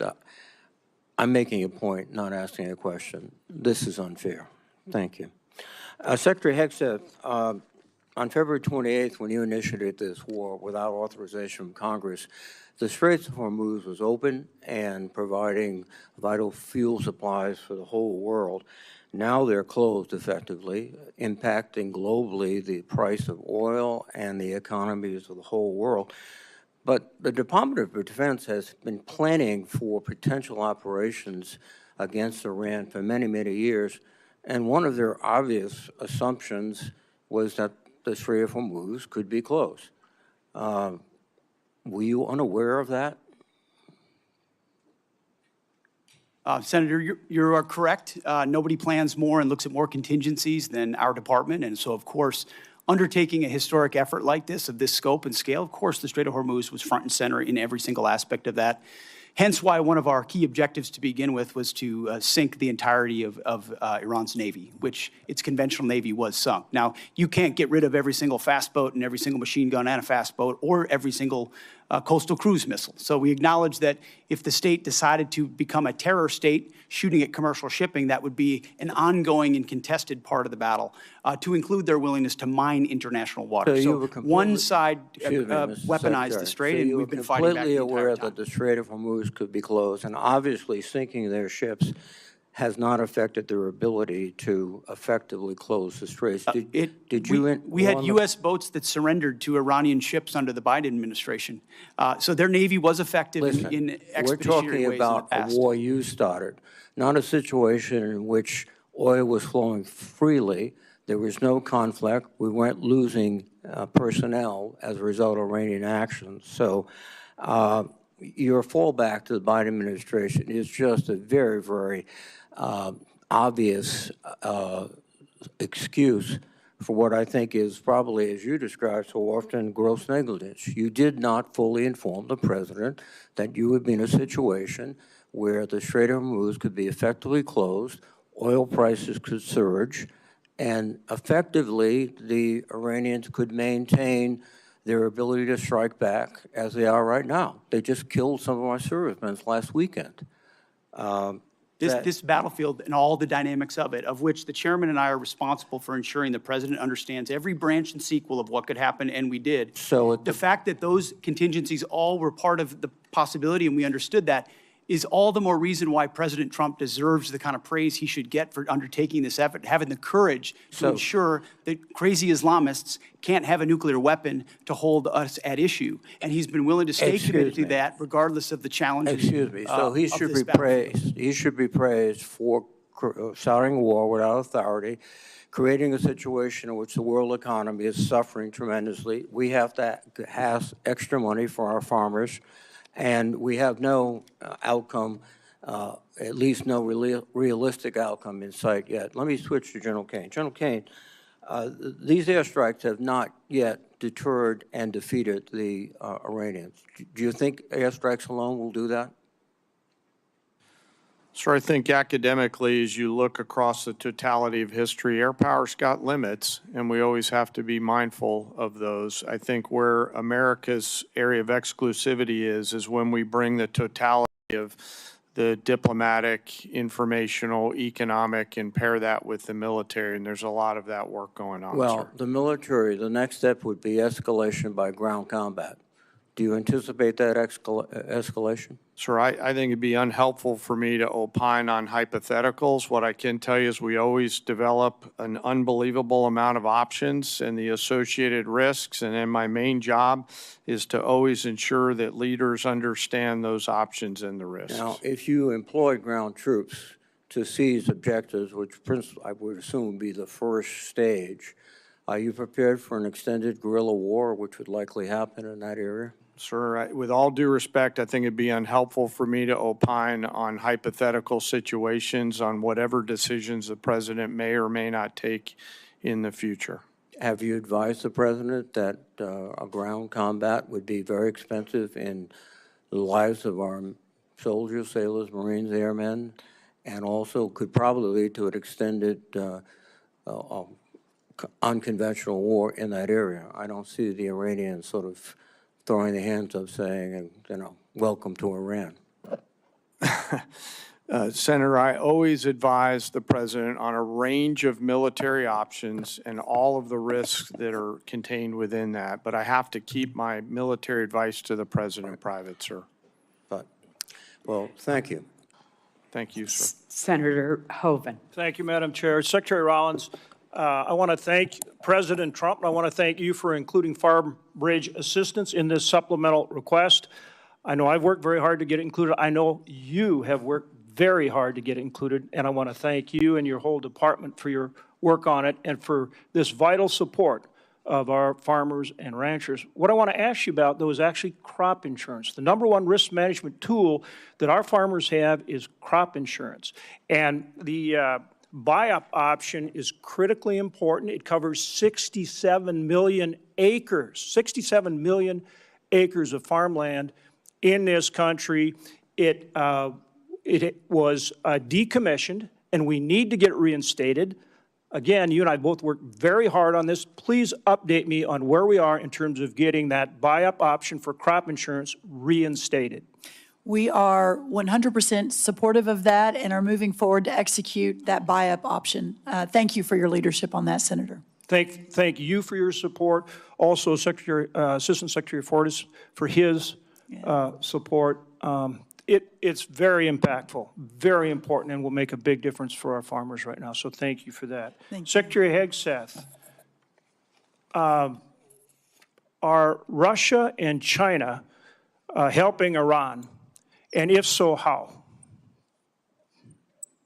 Well, Senator, as the chairman alluded to, there's definitely adversary alignment, attempts to do so, and there are many ways that we deter that, some of which are, and the depth and extent of it ought to remain classified, and it should, but there are ways in which both of those countries are limiting at different levels, enabling some of the things Iran is doing. Yes.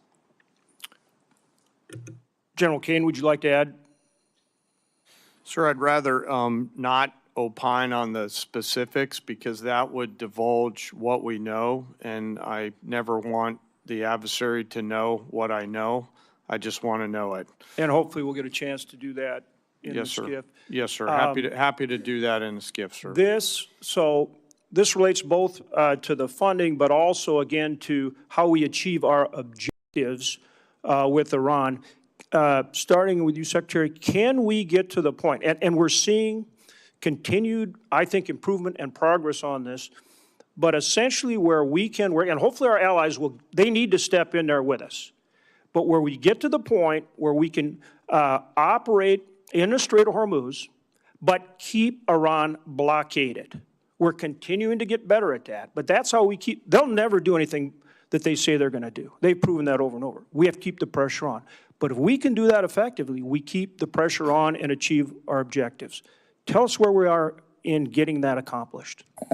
Senator, I think that's a really good point. That's effectively what we did to create the pressure that led to the circumstances of the MOU, which was we're running a route where ships, and we did it covertly in cooperation with Gulf countries and others who were willing to take some of the risk with our protection and then maintain the blockade. So effectively, oil's coming in and out, oil prices are coming down, but our blockade is staying and the pressure is mounting on Iran. That's something we have done and can continue to do. We moved into an MOU where Iran said we won't shoot at shipping, and then the IRGC turned around and decided to start shooting at commercial shipping again, at which point the president, I mean, as he should, cannot tolerate that, and so we respond, as he said 10 times, you shoot at ships, we're going to shoot at you overwhelmingly, which we have been doing now for, I believe it's a 10th consecutive evening. So consequences come with the willingness to shoot at commercial shipping. Our blockade has been reimposed and is effectively impenetrable. We got seized a ship inside the Arabian Gulf as well. So there's a lot of different angles to it, a lot of levers we can pull, and ultimately a lot of the strikes that Admiral Cooper and CENTCOM have been undertaking are taking Iran's ability to see and sense away in the Strait of Hormuz, which has tactical benefits for us. And that's what this funding is about. This funding is about making sure that we and our allies can operate in the Strait of Hormuz, which helps bring down energy prices for every single American consumer, and that we force Iran to meet our objectives. Isn't that what this package is all about? This is a peace through strength package. Right. That's what $1.5 trillion has always been about, a generational investment at as the chairman alluded to, a step change moment. We need to be able to do it at speed, at scale, with autonomy, with AI, with exquisite high cost and low cost to be ahead and stay ahead so that you're not just able to do what we need to do in the Strait of Hormuz, but deter adversaries like Russia and China from getting involved in future contingencies. And just General Caine, for any follow-up that you would like on that issue. Sir, I wouldn't have anything to add. Okay. Again, thank you, and thank you to all of our men and women in uniform. We appreciate them so much. Senator Shaheen. Thank you, Madam Chair. Secretary Hegseth, since you last testified before this committee, we finally received the spend plan for the $400 million FY26 appropriation for Ukraine security assistance. This funding was passed back in January, and now there are only 3 months left in this fiscal year.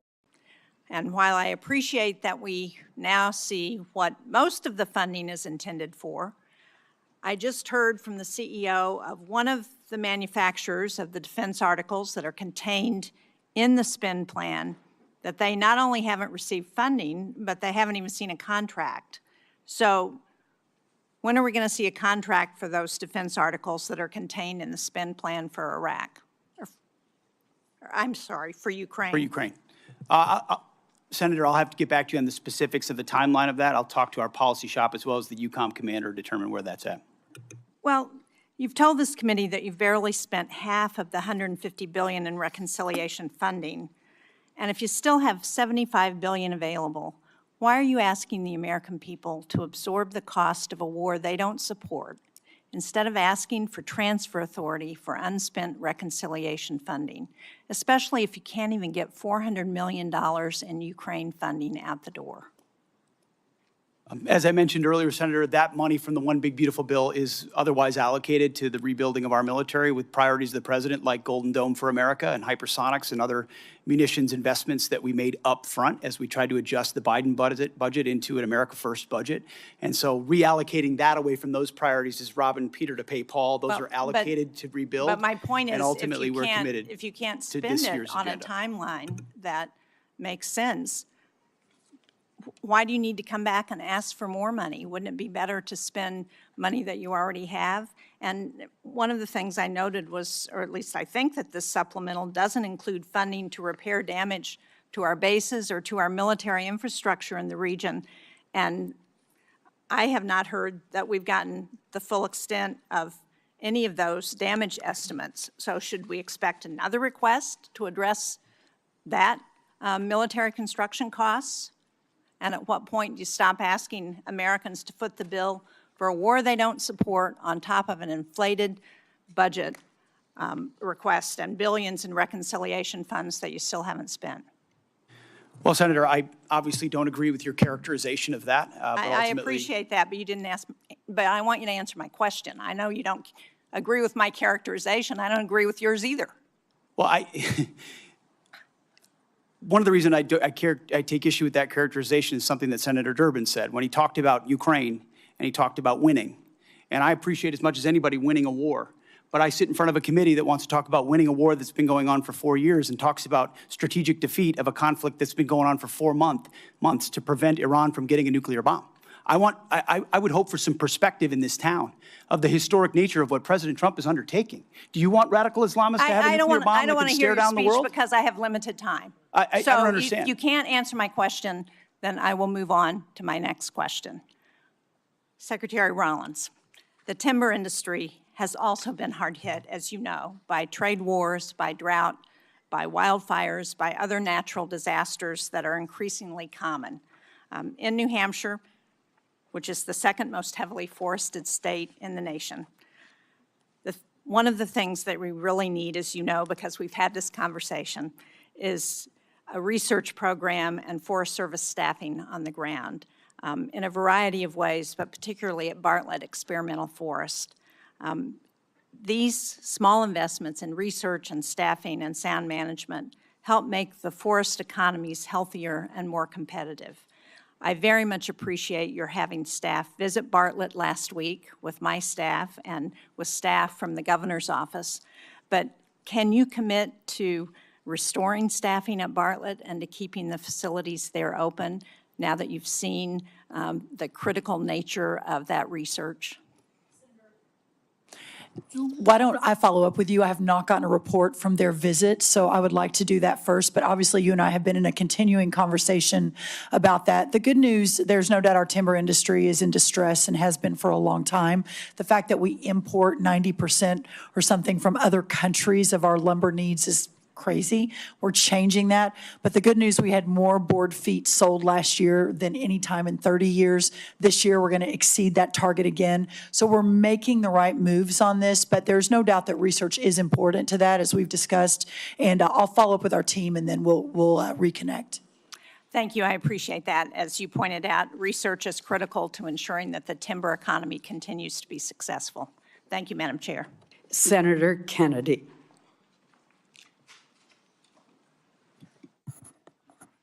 Thank you, Madam Chair. Thank you all for being here today.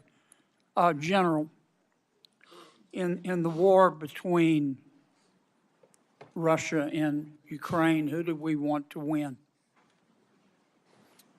Sir, I want Ukraine to win. Is Russia America's friend? I'm sorry, sir, I couldn't quite hear your question. Is Russia America's friend? I think that depends on your definition of friend. I think it's a complicated relationship. But no, I don't think they're our friends. Thank you. If we could cut off Russia's cash flow, which depends substantially on its sale of oil. Would that help Ukraine win? So I think militarily, anytime you can restrict resources and cash flows against an adversary, General, I that's a have good so thing. much respect for you. Yes, sir. But I have so little time. Yes, sir. I'll try to be Just briefer. Give me succinct answers. Yes, sir. It would assist a. Would help, wouldn't Yes, sir. Yes, sir. Okay. If we could stop people, entities, and countries from buying Russia's oil, that would help cut off its cash flow, wouldn't it? Yes, sir. We have a bill to do that, as I'm sure you're aware. We have the votes today to pass it overwhelmingly. I also have enormous respect and admiration for our majority leader, Senator Thune. But I hope everybody on this panel will today contact Senator Thune and ask him to bring that bill to the floor. We should vote on it at a minimum of next week. Some of my colleagues, General, want America to just stop in Iran. End the blockade, bring all of our warriors home. What would be the consequences of that, in your estimation? Sir, I think termination criteria is always a political decision. However, I assess that Iran will continue to be a challenge moving forward, so we have to be thoughtful Will about they that. put tolls on the strait? I don't know, sir. That's a decision that's a hypothetical and will depend on what happens It's not in the future. hypothetical. We've got a blockade to stop them. We do, sir. That's General, putting I want you economic to look me pressure in on the eye. Iran. I'm not asking you for, I'm not trying to get you in trouble. I know your advice to the president is private. But this is serious as 4 heart attacks and a stroke. Now, what happens if we come home and end the blockade to the world? Sir, Iran has the potential to continue to be a threat, and we will need to prepare military Will they options to toll do the that. strait? Sir, that's a hypothetical question, and I don't know the answer to that. Oh, it's not hypothetical. We come home. It's not going to be hypothetical. You know that, General, and I do too. And I appreciate your discretion, but we're down to it. We need some hard answers and some straight talk. What will happen, Pete? Senator, I would agree with the chairman, but the likely outcome is they would try to impose their will on the waterways in ways that the world would not like. Call it a toll, call it a fee, call it an exchange, call it control. They would do something that they would try to hold it at issue. Yes, sir. Would they try to commence development again of a nuclear warhead? Part of the reason President Trump had to have the courage to do what he did after Midnight Hammer is that they didn't give up their ambitions even though their nuclear sites had been obliterated. So this is a regime hell-bent on nuclear ambitions, and Guys, President Trump's been willing to go after them. We need straight answers. Do we have the ability to destroy whatever is underneath Pickaxe Mountain? Senator, a lot of our capabilities are classified, but if anybody in the world can reach anything on God's green earth, it's the United States military, the most powerful military in the world. It's all about options and trade-offs. All right. I'm going to take a little extra time because others got it, Madam Chair. I won't abuse it. Secretary, are shrimpers farmers? Absolutely, yes. They're farmers of the sea. Are oyster harvesters farmers? Yes. In this USDA, Are they yes. having to compete with other countries who grow oysters and shrimp in a ditch and shoot them full of antibiotics? 100% yes. And if you eat too much of that foreign as foreign shrimp and oysters, you'll grow an extra ear, won't you? I'm not sure about that, but I know it is not good. And I also know we Why import aren't we 90% of our inspecting shrimp. the shrimp and the oysters from abroad? Well, it goes much larger than that. Why are we importing so much from abroad, which goes to the president's trade agenda? I'm in big trouble. Yes, you are. Guys, look, we need straight answers now. We're down to it. Senator Merkley. Thank you, Madam Chair and Secretary Rollins. I appreciate your partnership on addressing several issues in Oregon, and I sent you information about a couple others, and you responded. Appreciate it. We'll follow up on the research service. We'll follow up on the concern about in-kind contributions serving as a match. But I particularly need your help on the fire funding. And I know you've indicated how important that is. Where we stand now is that the Senate seems hamstrung, that they're seeking to have OMB give them a number on that. Various sources say the number is probably about $5 billion. I don't really care if it's 4.5 or 5 or 5.5. The point is that folks here, senators, are asking for a number from OMB in order to go forward. And when we're looking at the fires right now in my home state's the epicenter of the highest risk in the country. So can we get your help to get that number and move this process? Yes, absolutely. It is of paramount importance, especially in the middle of fire season right now. Thank you so much. Thank you. And Chairman Caine, I think there was a sense that the President expressed at the start of the war that the U.S. military power was overwhelming and would likely produce unconditional surrender quickly by Iran. And that obviously hasn't happened. Was it your opinion as well? Did you feel like our military force could produce an unconditional surrender in quick order? Sir, I won't, with due respect, I won't share my private advice to the President. What I will assure you and the American people is I always speak truth to power and offer an accurate assessment of what my assessment is of both our readiness, the plans and activities that might be undertaken, the associated risks, and the secondary and tertiary considerations that go with those opinions or options.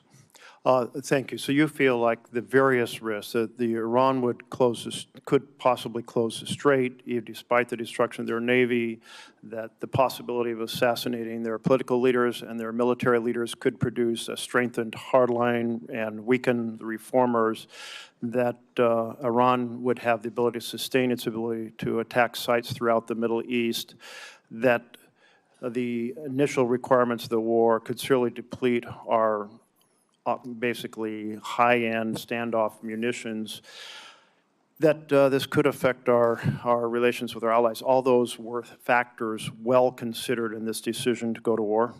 Sir, as I said, I won't opine on or share my private advice to the President. I'm not asking about your Vice President. I'm asking you, did you understand these issues, or have these become revelations as the war's unfolded? Sir, my job is to understand all of the considerations that go into the carefully considered use of military power.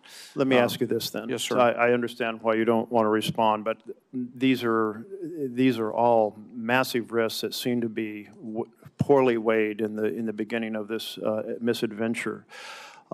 Currently, there are reports that we have hit the Bonji desalination plant that provides water to about 20 villages or about 10,000 people, and we also damaged the desalination plant at Ketchum Island. Were these deliberate targets by the United States? Sir, I'm not aware of those as being particular targets, nor am I aware of those reports, and I'll have to go back and get back to you on that. If you could, I'd appreciate that. You are aware that infrastructure that civilians rely on to survive is not generally considered legitimate military targets? Sir, as you know, we have a robust process which considers a target that goes through a system that looks at a variety of considerations to include what you're alluding to around both purely civilian or dual-use targets. Great. I have trust and confidence in CENTCOM that they're looking at the range of those things on a daily basis. It sounds like you are assuring us that we will, the United States, not target, even in retaliatory sense, infrastructure that is generally considered to be primarily for civilian survival? Sir, as I mentioned, we have a robust process, and, we have the most professional military force It'd just in be the world nice that to have follows you the say law. yes, because this It is follows the international law. Yes, If sir, you it follows understand the the law. international law. I do, sir. I've got a Okay. lot of lawyers that help me understand it. Thank you. Yes, sir. And will you get back to us on that Yes, sir, question of of whether we course. targeted the Yes, sir. desalination plants? And Of if so, if so, why?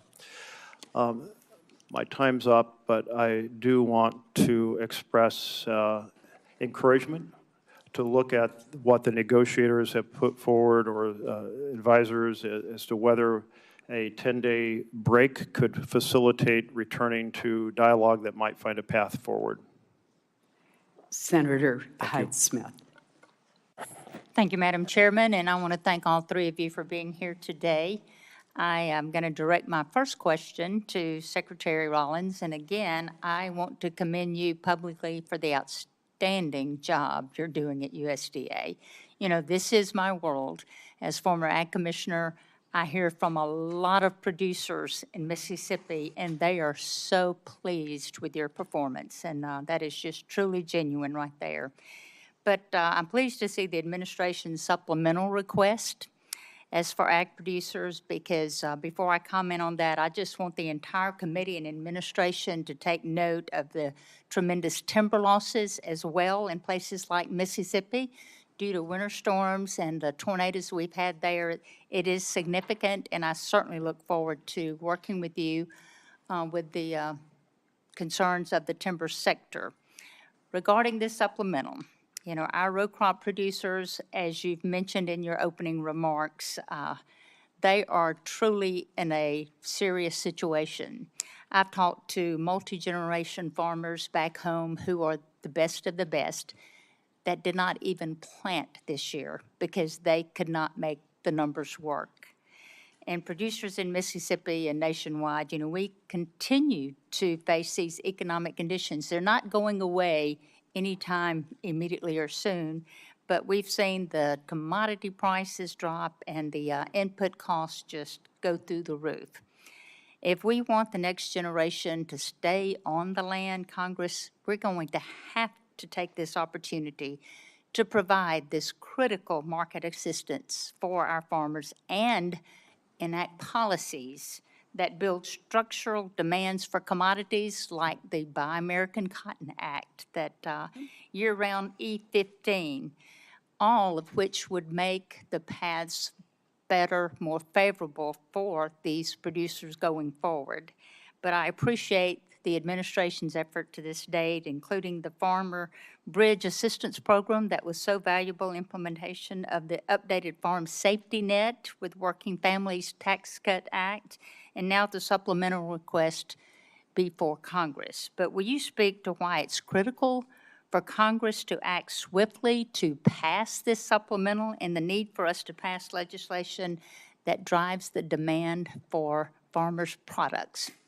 Yes, thank you, Senator, for your kind words. A couple of really important points. Number one, as we work to open the markets around the world, and we're seeing, as I mentioned in my opening remarks, just extraordinary numbers. That $50 billion agricultural deficit we inherited a year and a half ago is now down into the 20-ish billion. We expect it to go down significantly this year.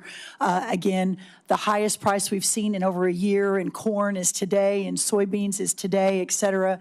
Your point, Senator, about opening up the domestic markets is really important, whether that's E15, renewable fuel standards. Obviously, the RVOs came out, which is a reason for the drive up in some of our row crop prices in the last month, which is really important. But also, as I mentioned, bringing the cost of inputs down. We are expanding fertilizer, the largest ammonia plant. We're going to break ground in Louisiana in 2 weeks, reshoring, bringing back to America real fertilizer production. And then also the long term, we got to figure out how we are doing these supplementals and these bridge payments, which we have to do for these farmers to survive. But what we're seeing is just survival, and we're seeing a lot of the input companies, equipment, seed, fertilizer, make record profit. So we've got to be able to dig into that as well. But as of today, ensuring that we can keep these farmers farming while we're opening the markets, while we're bringing down the cost of inputs, is paramount for a secure America, and that's why this is so important today. Thank you very much for that. And Secretary Hegseth, thank you for being here and the amazing job that you're doing. I have the utmost respect for you, your team, and what you're accomplishing. But I as well am committed to ensuring that our warfighters have all the tools necessary to accomplish the mission in Iran and whatever else that they need to defend our nation's interest. The supplemental request is in line with that goal, and I'd like to shift my conversation right now quickly to shipbuilding, which is extremely important to the state of Mississippi and our country's ability to protect itself. The President's FY 2027 budget requests funding for one DDG 51, while Navy leaders have said their goal remains to build 2 destroyers a year. And at the same time, the department is exploring options for using allied shipyards and overseas fabrication in future naval construction, which raises questions about the long-term role of the American naval industrial base or shifting work away from domestic shipbuilders. Shipyards like Ingalls in Mississippi, which I would love to invite you down to there. It is amazing, and the thousands of suppliers and small businesses they support, they need the confidence that the work will be there so they can invest in new facilities, hire and train skilled workers, and expand capacity that we will need in the future. Will you help or talk to us about the department's short and long-term shipbuilding plan and how it gives industry the confidence to invest? You just made the case for this generational investment because of the underinvestment, Senator, in shipbuilding in the previous administration. Just static, flat, bureaucratic, slow. We're having to revitalize that industry. And one DDG is a reflection of a backlog in capability. So as we ramp on more capacity, those numbers of DDGs, the workhorse of our Navy, will go up as we grow that force. The senator's time has expired. Thank you. Senator Coons. Thank you, Chairman Collins, Ranking Member Murray. Thank you, Secretary Hegseth, Secretary Rollins, General Caine, for your service. I want to start with the things I know we agree on. We agree that we should honor our fallen, that we should stop and remember them and console and comfort their families, that we should be mindful of the hundreds of Americans who've been wounded and injured in this war in Iran. General Caine, your observations about how our adversaries are aligning more and more closely. Technology is accelerating, and cheap and lethal and easily accessible drones pose greater and greater risks to our troops, our homeland, and our security. And Secretary Hegseth, that we need to protect our troops wherever our president directs them, that we need to protect our partners and allies, and that the dangerous radical Iranian regime should never possess a nuclear weapon. I think we agree on all of these core basic points. Where I think we may disagree is on this supplemental and on the strategic choices made to achieve some of these core goals. We're 143 days into a war with Iran, a war of choice that we started with Israel, but did not include, consult, or incorporate our core allies, our NATO allies, our regional allies, the American people, and Congress. And the reason to consult and include our allies and Congress and the American people is so that when the costs and the length of a war extend beyond what we'd initially imagined, the American people and their representatives in Congress understand that sacrifice and can continue to support it. I think your first strategic mistake was to not consult the American people in Congress and make a clear case for the reasons behind this war. There have been many, lots offered, and I think our military has executed on the core missions: attack ballistic missile sites, sink the Blue Water Navy, attack their proxies, constrain their capacity. But I frankly think it was entirely foreseeable that Iran would close the Strait of Hormuz, would use cheap, lethal, widely available Shahed drones that they've led the world in manufacturing to attack our bases, our troops, our partners and allies, and impose real costs. Higher costs in fertilizer, in fuel, higher costs for the world, and tragically, increasingly higher human costs for us and for our troops. So, two questions, two general lines of questioning, if I could. Mr. Secretary, your question says, without these supplemental funds, we will face critical shortfalls that threaten our ability to pay our service members and sustain global operations without disruption. You've been asked repeatedly, there's $75 billion appropriated but unobligated. Can we really not avoid critical short-term shortfalls? What does that mean about the budget management within the department in terms of unexpected and unbudgeted wars? First, Operation Southern Spear, and then Operation Epic Fury.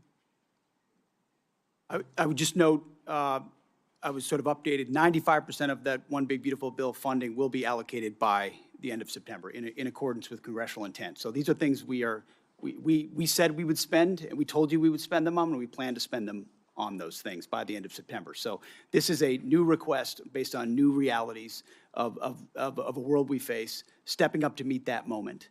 And forgive me, Mr. Secretary, but that's news to me, that $75 billion will be out the door, allocated and spent by September. And I was simply questioning how we have ships running out of fuel in the open seas and planes being grounded and I didn't say ships were running out of fuel in open seas or planes were grounded. I'm saying we have to make trade-offs. Maintenance accounts are running everything out our of money. troops need on the battlefield, they're getting in spades and beyond.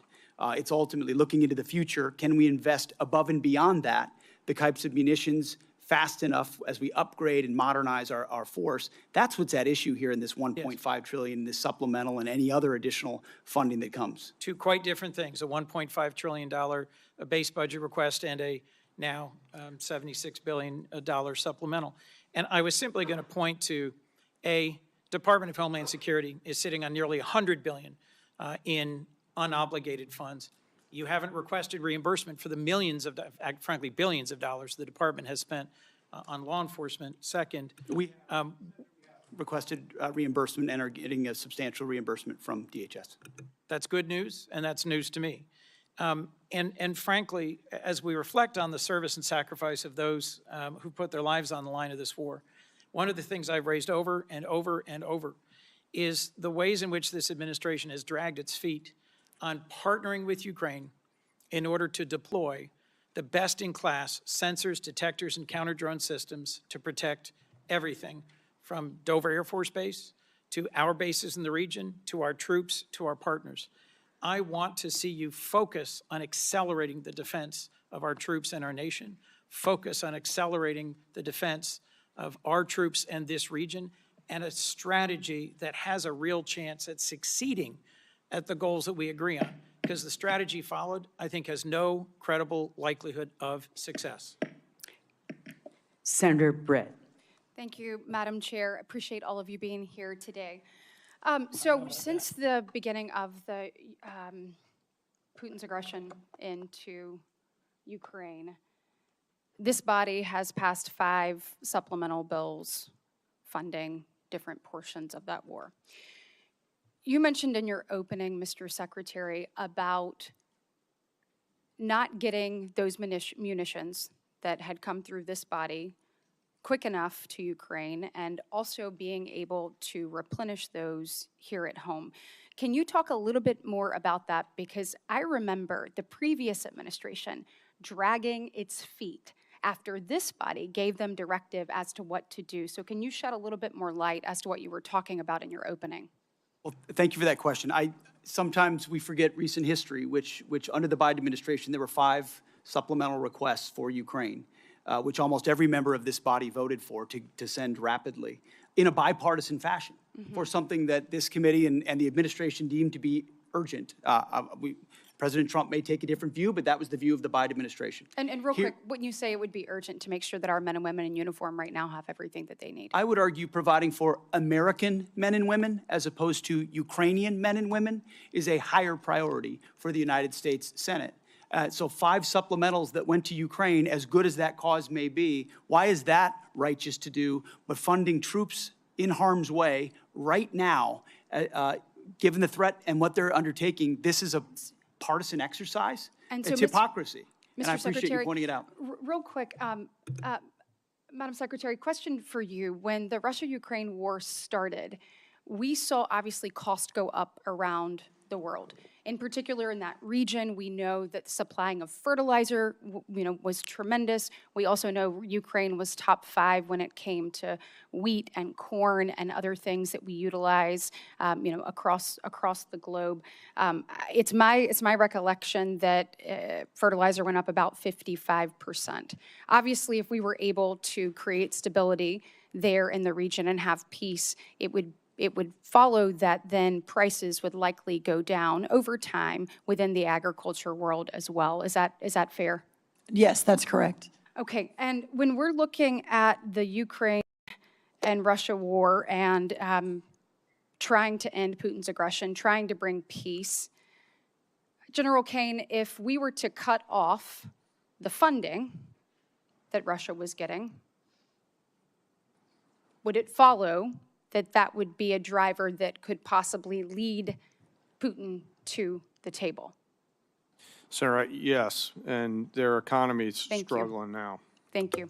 And we also know, I saw reports this weekend, that it is said that possibly Russia and China, which I know you can't comment on right now, but are actually helping Iran, whether it is targeting our troops, funding, and other mechanisms. So a thing that we could all agree that ending that would be helpful. I want to just echo Senator Kennedy's comments that I think the sooner we can get this bill on the floor and passed, it would be huge with regards to Russian sanctions. Also want to just talk briefly about the dysfunction of this body. So my question is for you, Mr. Secretary, and you, General Caine. I would have to think that our adversaries, and I believe that we need to fully fund our military, making sure that our warfighter is the best ready, trained, and equipped across the planet. I think we have an obligation and a duty to not only meet the needs of the moment, but to also look at what's to come and be preparing for that. You talked about an insurance policy. You talk about what we need to do. Then now is the time to do those things. But I would have to think that the dysfunction of this body, whether it's the full shutdown, a partial shutdown, not being able to pass NDAA, not being able to pass FISA, I would have to think that our adversaries look at that, and it gives them a little bit more credence as to what they're doing abroad. Can either one of you comment on that?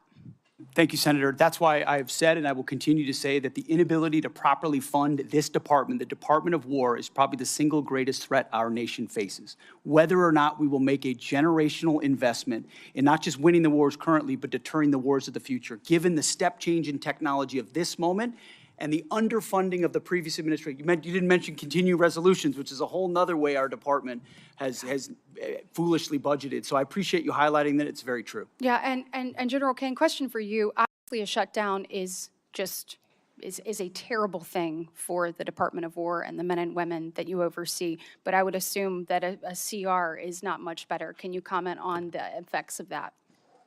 Ma'am, the department's done a lot of work to bind together founders, funders, and fighters as we look to the challenges that we face in the future, and a CR would hurt badly the effort to properly arm the joint force. I hope we can work together to do the right thing. Thanks. The people are depending on it. Senator Schatz. Thank you, Chair. Thank you, Secretaries and General, for being here. I want to start by paying my respects to First Lieutenant Tyler Feehan of Eva Beach, Hawaii, who was among those killed in Jordan this weekend while serving our country.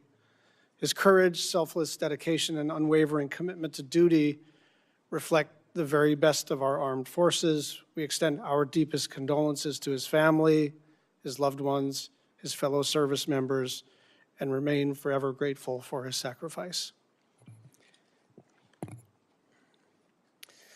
Secretary, about 190,000 people in the state of Hawaii, believe it or not, voted for Donald John Trump. And I know a lot of them, and I represent all of them. And one of the reasons that they were enthusiastic about Donald Trump, and you, Mr. Secretary, was they thought that we were going to have a new foreign policy.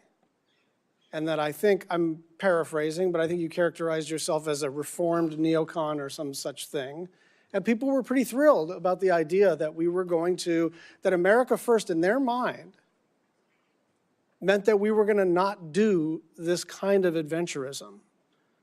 And so I don't want you to answer me, I want you to answer them. And I want to walk through the sort of stated objectives of this war at the outset. Regime change. We now have a younger and more radical regime. Depleting, eliminating their conventional missile capability. It's true that we've depleted their conventional missile capability. It's also true that anything the Department of War sets out to do, it usually succeeds at. So the question is not, do we kick ass? It's when do we decide to use kinetic engagement to extend our power across the globe. And it's clear that Iran still retains enough conventional missile capability to attack our bases and our interests in the region. Now, it's true that the Blue Water Navy is destroyed. It's also true, and you know this, that the IRGC has something that you may not call a navy, but it's got capabilities to touch us with drones and missiles and lay mines in the Strait of Hormuz, preventing their nuclear capability. It's also true that if you bomb the crap out of a place, they're going to have less capabilities by the end of it. But it's also true that we have not eliminated their nuclear capability, and whatever duration we've set them back actually pales in comparison to the, and I'll say it, the Obama nuclear deal, which we did without having to put our people in harm's way.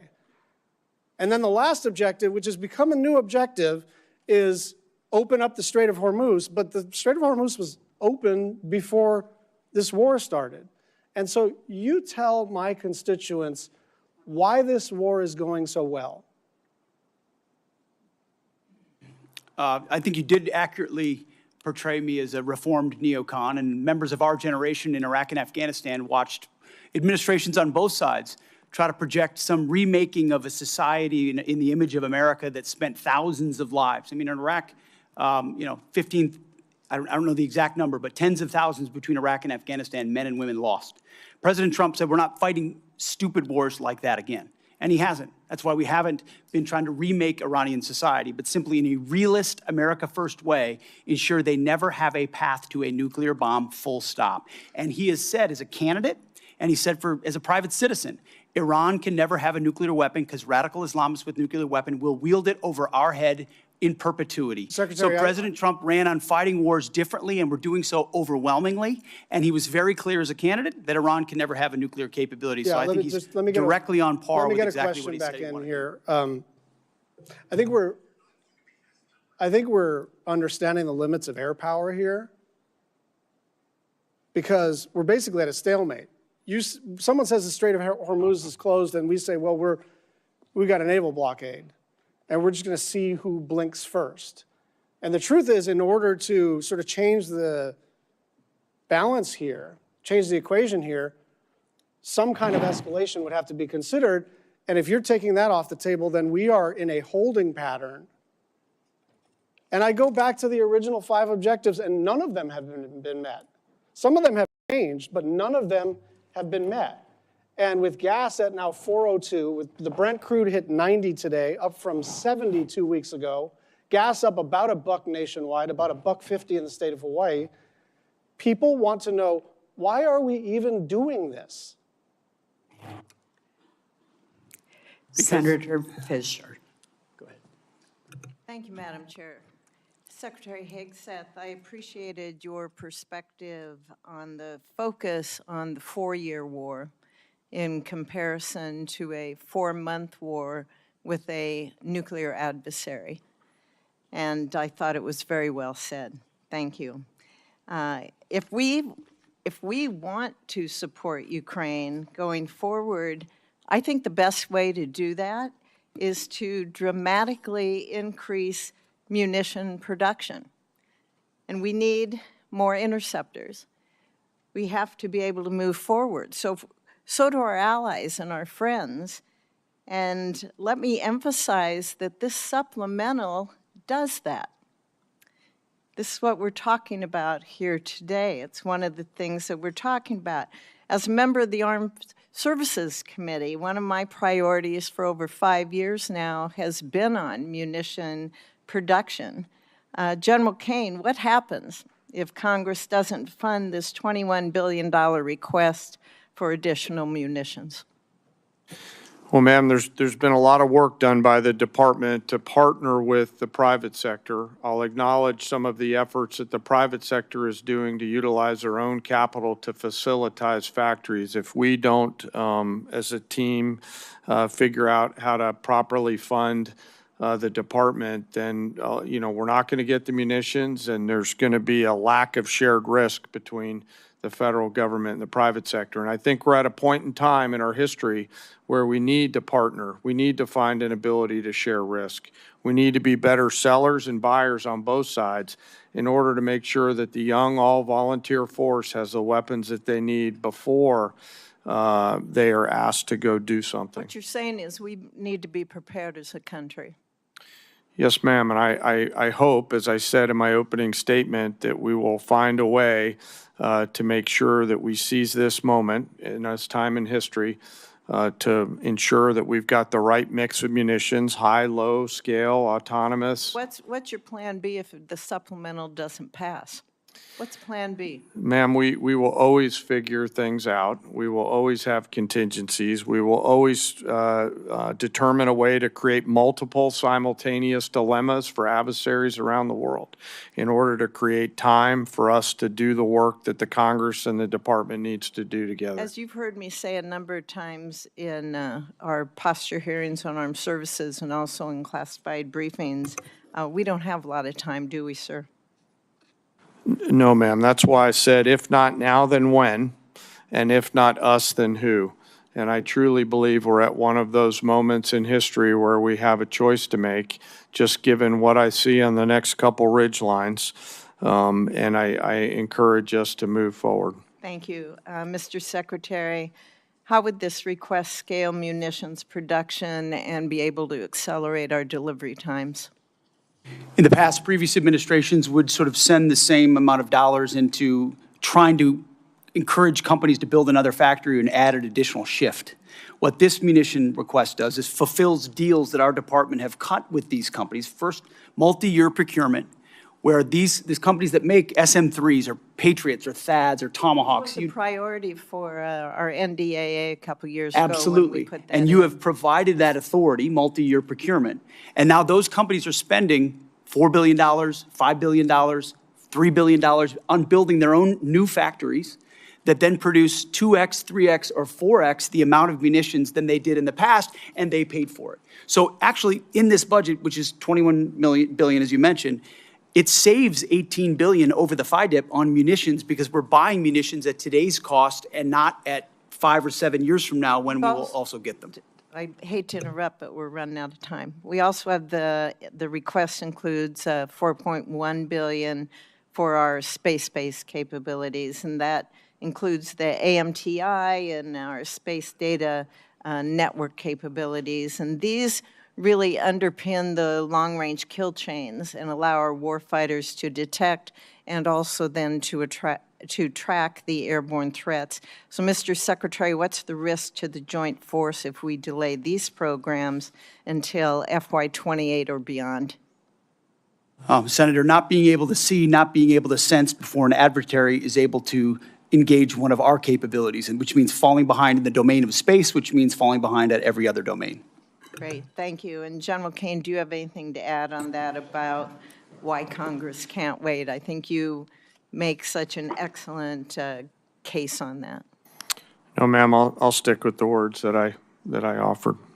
Secretary Rollins, thank you for your focus on year-round sale of E-15, for taking care of the horrible disasters we've had in Nebraska. We appreciate you coming out. And I have a couple things more, of course, that I want to bring to your attention. But thank you very much. Thank you, Madam Chair. Senator Van Hollen. Thank you, Madam Chair. Secretary Rollins, the Beltsville Agricultural Research Center in Maryland is one of the crown jewels of agricultural research in the United States. And my question is simple. Can we find some time to get together in the coming weeks to discuss the situation there? Absolutely, yes. Thank you, Madam Secretary. Yes. Let me turn to the Iran war. We recently lost 3 American heroes. That brings the death toll for American soldiers to 18. 1 is still missing. Hundreds have been injured.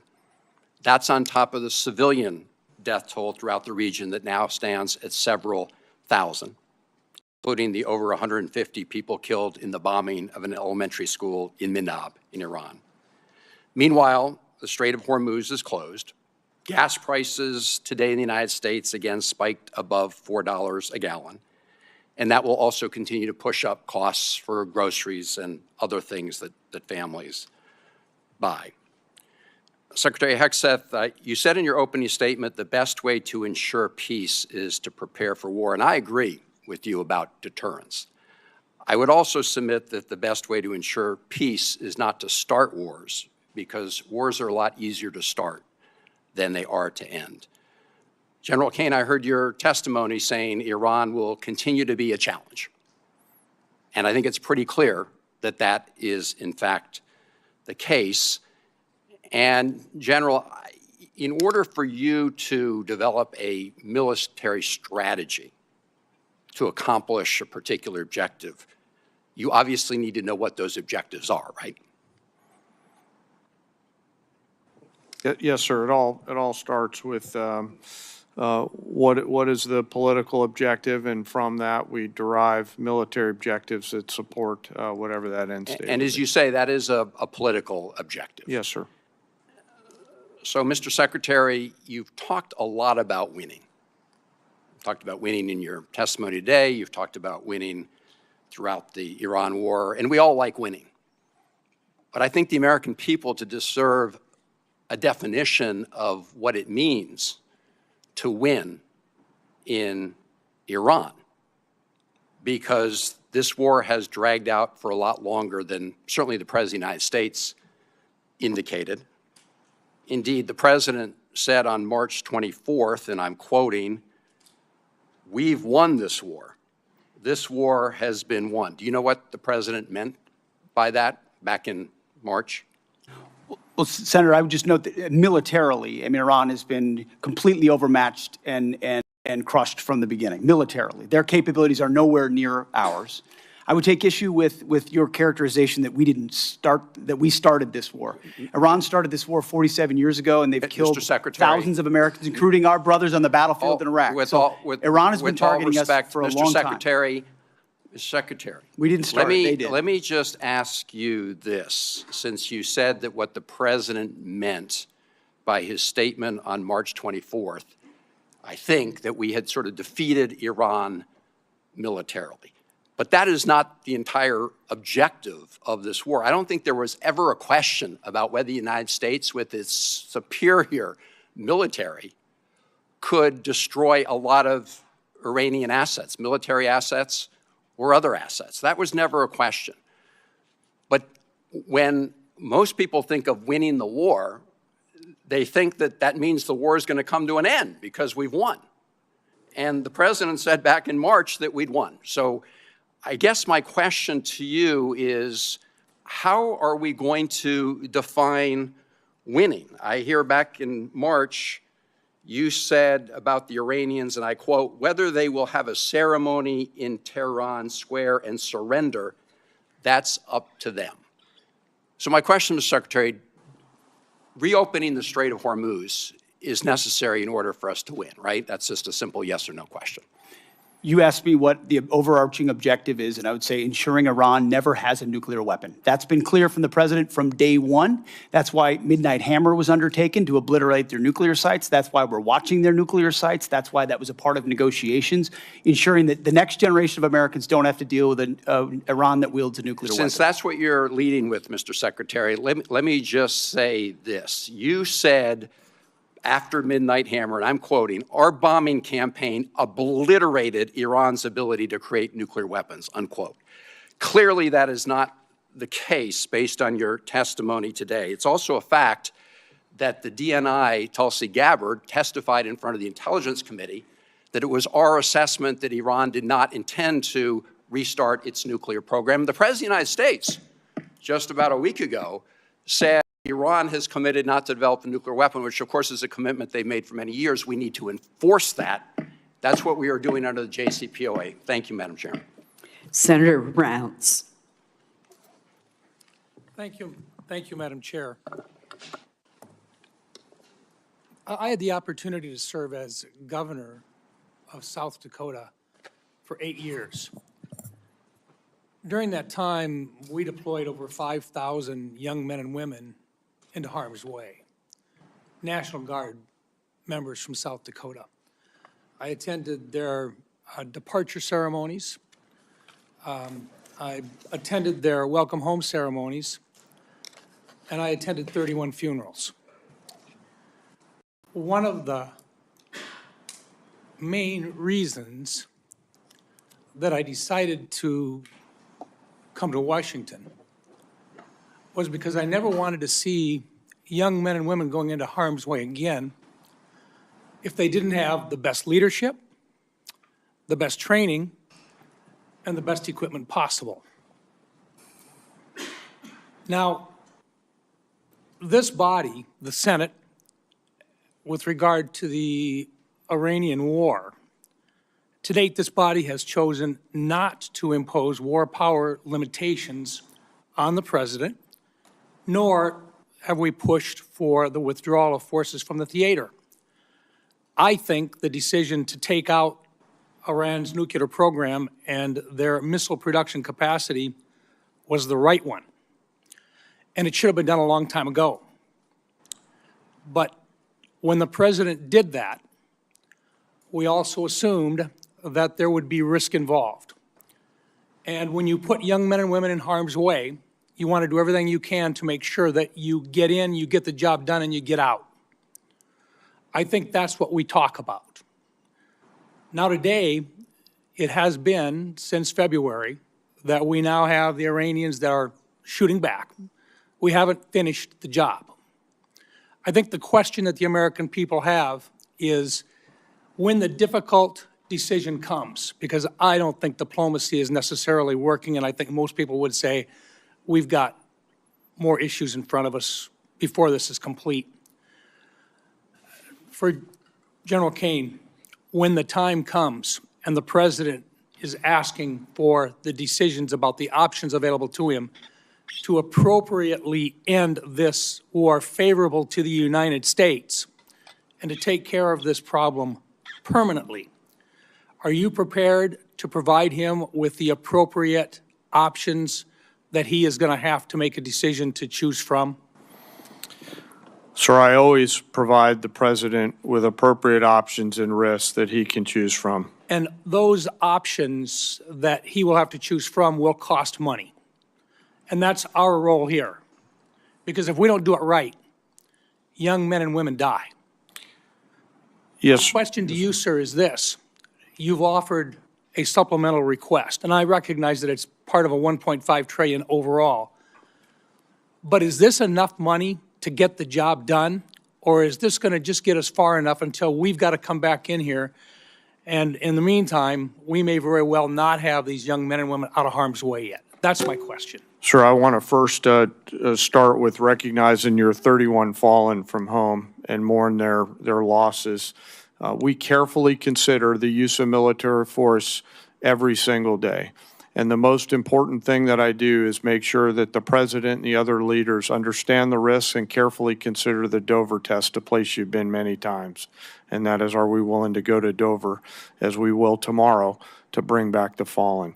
I can't answer the question on what it will cost because the enemy has a vote.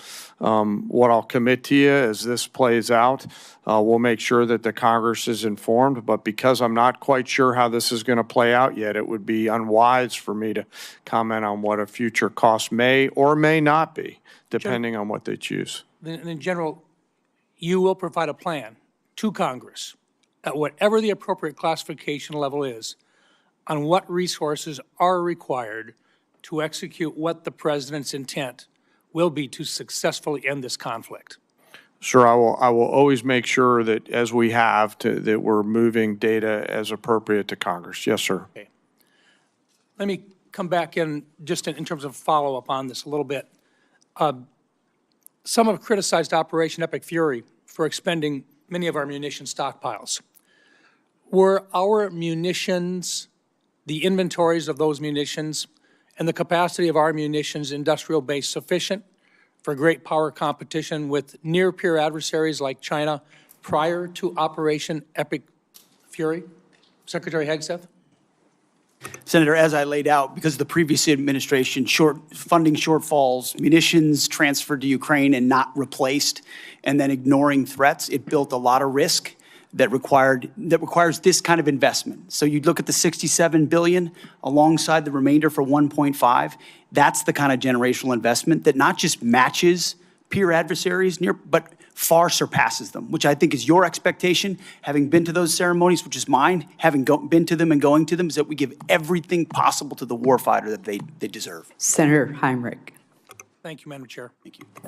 Thank you, Madam Chair. General Caine, our military is the best in the world, and so I don't think any of us should be surprised with the technical execution of its attacks on the Iranian regime's forces. They've been flawless.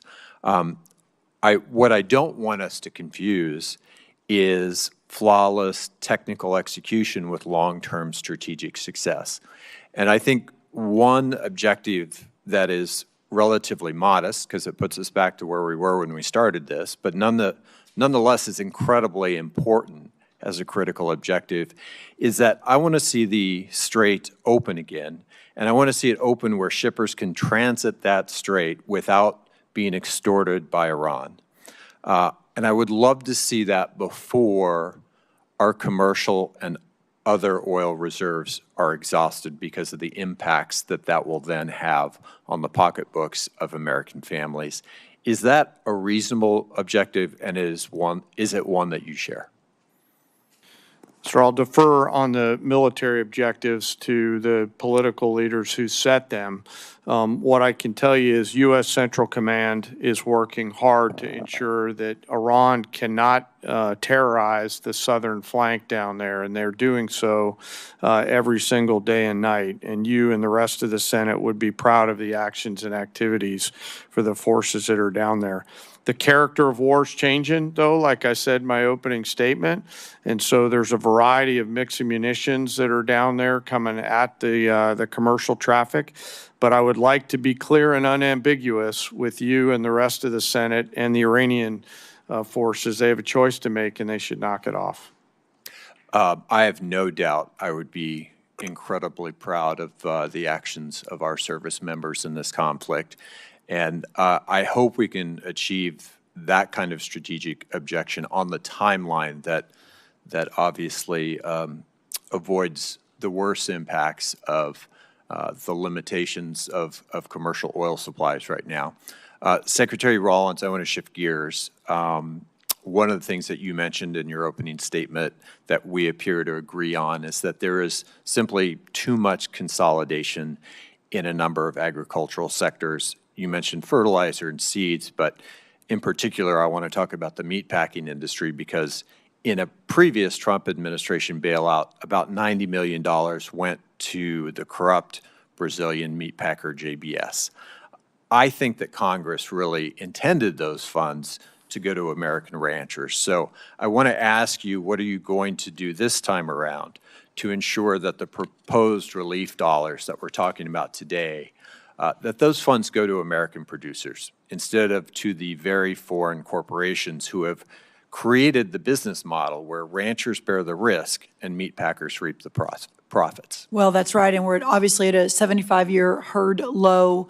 There are a lot of reasons for that, but working to solve for that. Number one, the Department of Justice is investigating right now significantly the four, but especially the two foreign-owned.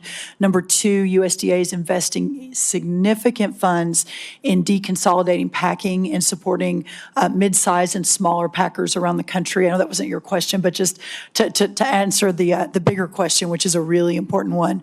But from my perspective, what the Trump USDA 2.0 has been hyper-focused on small and mid-sized farmers and ranchers.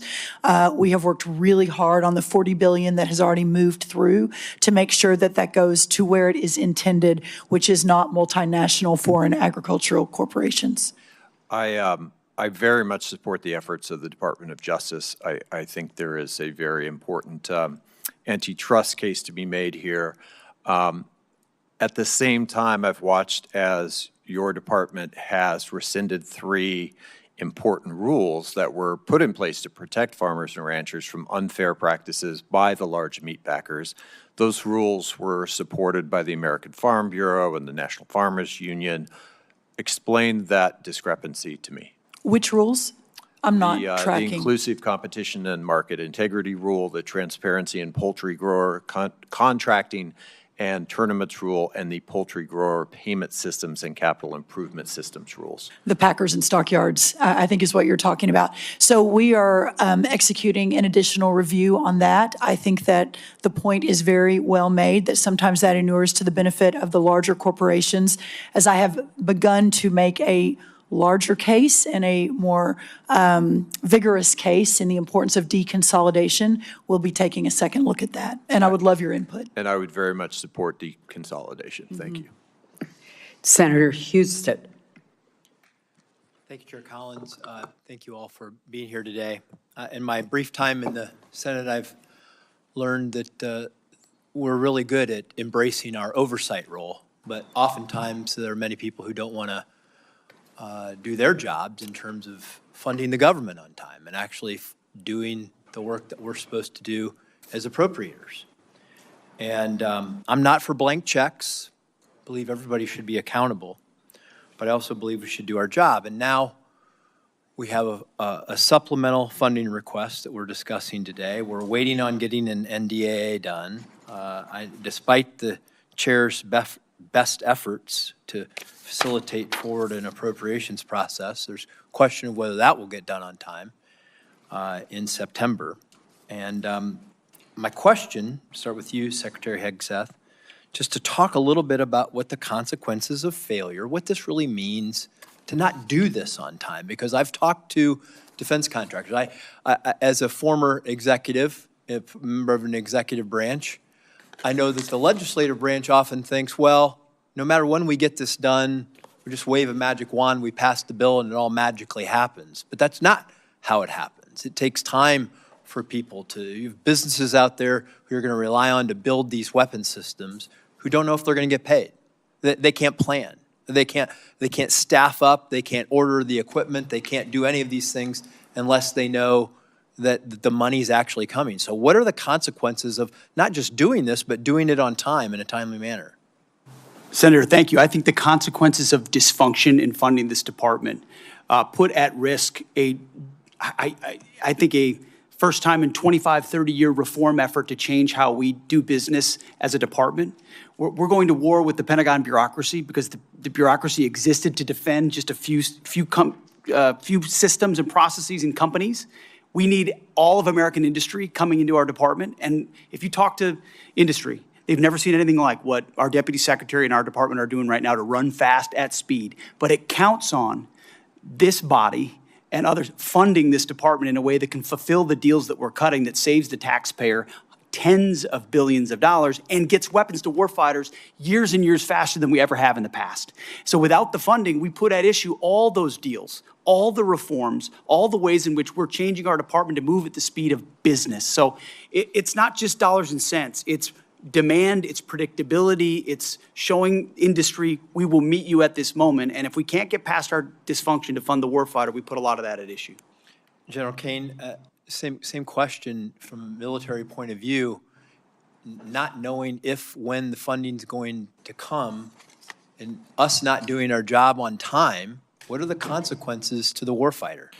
So I'll just add to the Secretary's comments, you know, it'll manifest itself in a range of ways, readiness, capability, munitions, training, cyber, unmanned autonomy. This is why I'm really asking for the Congress's help here, for us to look forward at the next couple ridge lines and to be thoughtful about the moves that we make here. And I understand the environment that we're operating in right now. But whatever structure the legislature and the executive branch determine, we need predictable capital, my investor hat on from my previous life, so that we can go out and procure the capabilities that we need before we need them. And those things are changing.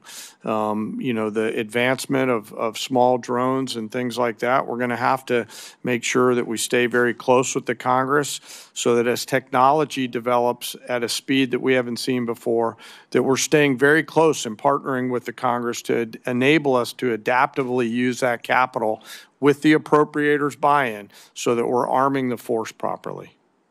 Well, I can tell you in interacting with the people who are, that want to build these new generation of weapon systems, because I think you would agree that we've learned a lot from Ukraine. We've learned a lot from this conflict about how we were underprepared from the standpoint and from a defense standpoint, and that we have to continue to modernize our system, the weapon systems. I think it's very important that we not only do our job, but we do it on time, because you cannot run a Department of Defense, run businesses who are supplying these things without knowing if you're actually going to get funded. Because the whole supply chain, the workforce, everything gets held up when we don't get our jobs done on time. So, Yes, sir. I used to work in the private sector for a company that was headquartered in Piqua, Ohio. And those leaders told me, your entire job, Dan Caine, is to deliver quality parts, or in this case, weapons, on time with shorter lead times and lower costs. And part of why I'm so passionate about this is because I see how this capital, if the Congress chooses to give it to us, will manifest itself in real combat capability, lethality, and survivability for our joint force. Thank you, and thank you, Secretary Rollins, for coming to Ohio, meeting with all of our ag leaders. It was great. Thank you, Madam Chair. Senator Gillibrand. Thank you, Madam Chairwoman. Secretary Hegseth, you're requesting billions of dollars in supplemental funding for a war that you said would last for weeks, and that the president has no plan or ability to end. At the same time, this still unauthorized and extremely unpopular war has caused gas, diesel, fertilizer, and other essentials that New Yorkers and our farmers need across the country, and has become much more expensive. So how do I go back to New York, and what would you say to them who are seeing their health care bills rise because massive cuts to Medicaid? They've seen their grocery and gas bills rise, and this unpopular and unauthorized war abroad is a higher priority to this administration than their ability to feed their families and provide health care to their loved ones who are sick. Well, Senator, you're talking about political trade-offs, and our job is to deliver for the United States military and the President of the United States. And we look at the cost of a nuclear Iran, and we want to prevent that for future generations. And that requires funding and supplementals and this budget and next generation capabilities. And that's why we're here today, to request some of that to ensure we can ensure that Iran never gets a nuclear weapon. So you're essentially saying, you're asking for literally $1.5 trillion for a war that President Trump said he already won. You're asking for $1.5 trillion, unlimited money for bombs, but insufficient money in for the American people, for their health care, their food, their housing, and our farmers, Secretary Rollins, who we have cut SNAP program.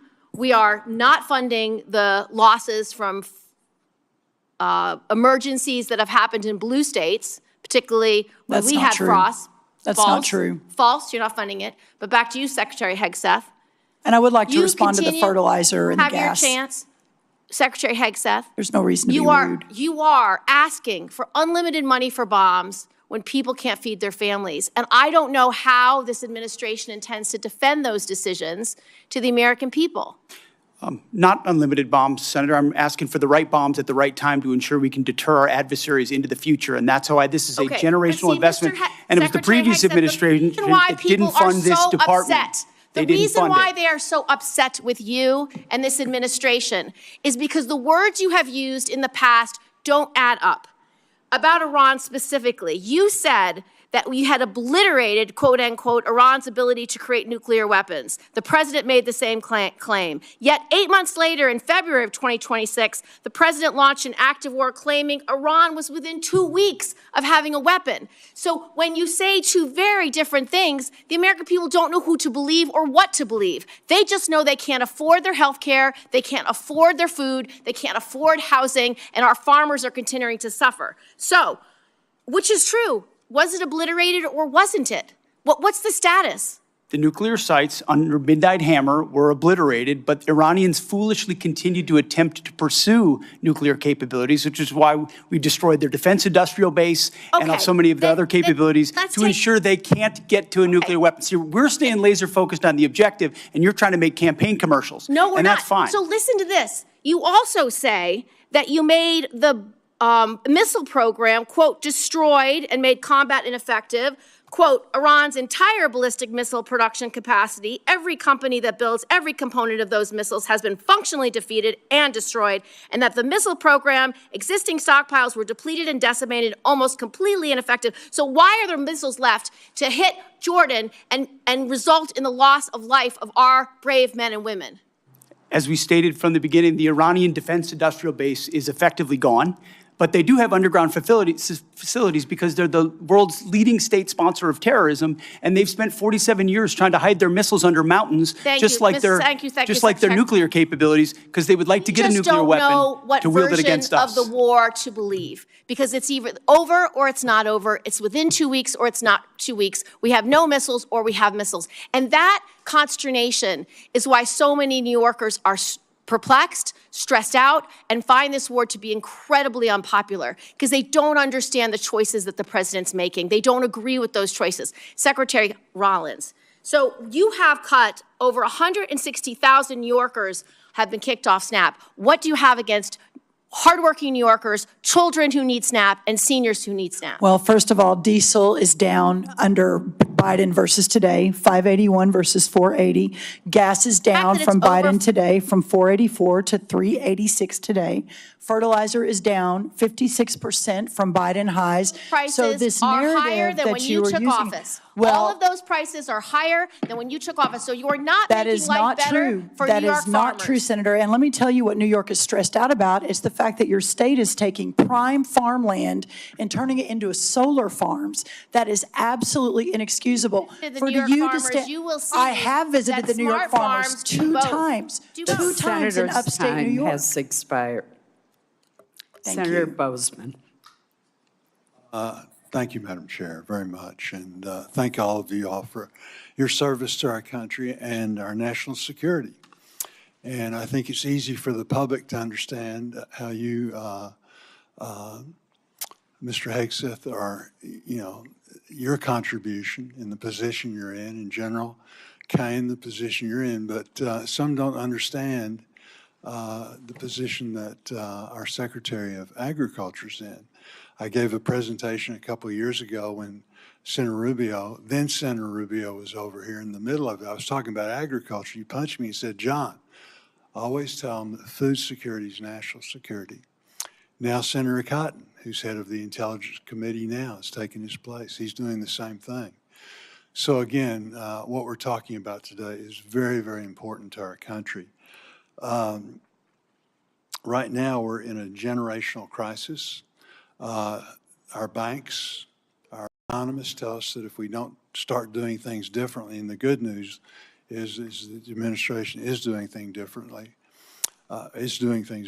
we're going to lose 20–25% of our farmers in the next 2 or 3 years. I visit almost daily with farmers about the difficult farm economy, wildfires, flooding, all the things we've talked about today. My only concern is that the supplemental is very much appreciated. After hearing the testimony today and the concerns, we might need to look at bumping that up a little bit. But again, we'll discuss that later. The supplemental, though, the supplemental assistance is important in keeping our farmers going, but it's not the answer. Will you just reiterate again what we're trying to do? We're trying to give farmers a bump, an edge to keep going until the programs that we're putting in place now kick in. You mentioned fertilizer, you mentioned E15, you mentioned value-adding our products, both overseas, finding new markets. Can you talk a little bit about that, the importance of not only the supplemental, but again, what we're doing in conjunction with that so we won't have supplementals in the future? That's exactly right. The effort to bring the cost of inputs down is real. Fertilizer, seed, labor, interest rates, et cetera, number one. And if we can just get inputs back down to where they were in Trump 1, we're going to have a remarkable recovery in farm country. But then you add that to the 19 new trade deals, more coming online every day, the record-breaking exports that we're going to see in a lot of our row crops, but also in dairy and tree nuts and others. That's going to be a game changer. Then you look at expanding the domestic market, as you talk about, whether E15, obviously all of the biofuels. We've already seen corn and wheat hit record highs, or the highest number for the year, after announcing the new renewable fuel standard. So we're seeing some pretty incredible movement in the right direction. Then you marry that to all of your work under the Working Families Tax Cut Act, the new reference prices that under the last administration couldn't get a farm bill. You all did that with the president's leadership. The first time we're going to increase reference prices in more than a decade, combined with a $250 billion investment in rural America, the largest in rural America in American history. This Congress did that with the White House's leadership. All of that together is going to change the trajectory for the long term of farming and ranching in America. But to get to that point, that's why this supplemental is so very, very important. Madam Secretary, I have a letter from Farm Bureau that I want to put into the record that just outlines requesting relief to sustain America's farmers and ranchers.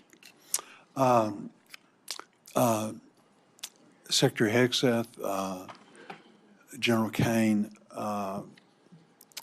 one of the things that we're concerned about is that in the military construction aspect of things, we're really not asking for that in the supplemental. I know that the success of Operation Epic Fury, particularly for our missile interceptors and short-range aircraft, really basing was a large part of that. Can you tell us how we can help you, again, try and plus up our military construction in some way so that we're not going to be faced with this in the future, trying to double up? Senator, I think by Congress finding the ability to meet up to close to our the totality of $1.5 trillion means we're not making the kind of trade-offs this department has made now for decades. Those are the types of things, construction, maintenance, that fall off when trade-offs occur. And so you dig the hole even deeper. And what this budget does, first of all, it fully funds the UPL list, which is the unfunded priority list of PACOM, a priority theater, and then it gets at every single substandard barrack that we have across the department. So we're funding the military construction in a way that we've never done before to get out of the hole that we've had for a while. Very good. Thank you, Madam Chair. Thank you, Senator Bozeman. To the very patient Senator Baldwin. Thank you, Madam Chair and Madam Vice Chair. And thank you for appearing before our committee today. To many I represent and to me, this supplemental request is another example of this administration's misplaced priorities. Instead of spending tens of billions of dollars more for this president's war of choice in Iran, that both houses of Congress, I may add, have voted to end absent explicit authorization by Congress, we should be focusing on the needs of American families. We could invest this money to accelerate new cures and treatments for cancer and Alzheimer's. We could use it to help more families with rising home energy costs. We could use this funding to help more families afford quality childcare. We could use this funding to help more kids get free school lunch. We could use this funding to restore health care for working families. We could use this funding to support our public schools and special education. This is a war of choice, and every dollar spent on this war is a dollar not spent helping families afford housing, health care, groceries, childcare at home, investing in the opportunities for the American people. First, I want to express my condolences and my respect for the 17 American service members killed in this war since February, including 3 over the past few days. Their lives are the price this country has paid for this war. The deadliest day for U.S. forces was on March 1st, when an Iranian drone struck an Army facility at Port Shuaibah, Kuwait, killing 6 soldiers and injuring more than 30 others, including soldiers from Wisconsin. Soldiers from the unit stationed at Port Shuaibah told reporters that the facility did not have adequate air defense capabilities. These soldiers and their families believed they were sent into harm's way without the defenses they needed. Secretary Hegseth, what would you say to those soldiers and their families? First of all, that we honor and recognize their sacrifice and what they've given. I've been in touch with at least one of those families on a regular basis and understand the pain of losing a loved one is unfathomable, which is why we greeted them at Dover, and we'll greet those again tomorrow. I would say in talking to Admiral Cooper, the CENTCOM commander, before all of this was undertaken, maximizing defensive capabilities, mostly by moving as many people as possible off the X, which we did in historic fashion, moving almost 90% of Americans in theaters off of where they could be a target, first of all. So bunkers that they would move into, early warning. On Fort Shuaibah, and I will quote from the Washington Post article of July 12th. Shuaibah, this is a quote, Shuaibah did not have any of the systems that would take down the one-way attack Shahed drones, and initial security assessments found that the base was not adequately protected, end quote. Soldiers at Port Shuaibah have also been quoted in news reports saying that requests for additional medical and drone defense systems were denied prior to the conflict with Iran beginning. Why were those requests denied, Secretary Hegseth? I would confer with Admiral Cooper, but it's not a single drone or defense request denied at any level that I'm aware of. We did everything we could to move heaven and earth in every single location to protect every single American we possibly could. An article from July 12th, Washington Post, also quoted a soldier saying that the unit's request for an Eagles drone defense system was denied because of lack of assets. That's an end quote. U.S. Army Central has conducted an investigation into that attack. Do you commit to releasing the findings of that investigation publicly, yes or no? We'll get you the status of that. I would argue if it was a resource constraint, that's precisely why we're having this hearing today, to speed up systems to the battlefield, to warfighters as fast as humanly possible. It's been too slow in the past. It needs to be faster. The reforms we're undertaking will do the findings that. of that investigation publicly, yes or no? I will work with Admiral Cooper to make sure it's handled properly. Yes, Senator. Thank you. Secretary Hegseth, I traveled to Walter Reed Military Hospital and met with soldiers who were injured in that attack. What they told me confirmed what other soldiers have said publicly, that most of these soldiers injured in the attack did not receive proper medical care in Kuwait, in Germany, or during their initial days back in the U.S. The U.S. military has been fighting wars in the Middle East for 25 years. Why was proper medical care not immediately available to these injured soldiers, and why were they not immediately screened for traumatic brain injuries? I'm not taking issue with the characterization of individual soldiers, but I would argue that every effort was made to provide every level of medical care possible, understanding how CENTCOM operates. The senator's time has expired, and there is a vote on. Senator Capito. Thank you, Madam Chair. Thank you all for being here. Thank you for your service. I want to begin because the last time that I saw you, Secretary Hegseth and General Caine, was at the Pentagon when you honored Andrew Wolf, who was attacked here in D.C. in November, and then the honor that you have given to Sarah Beckstrom and her family, who lost her life that day as well.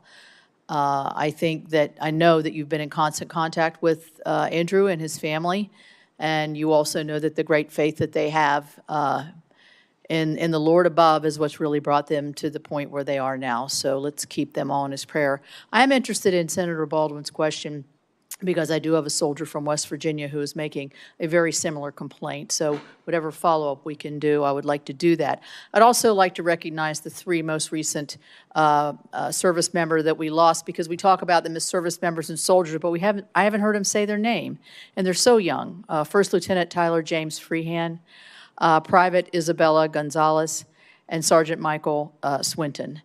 You will be, I guess, greeting their families and, unfortunately, their caskets as they come forward tomorrow.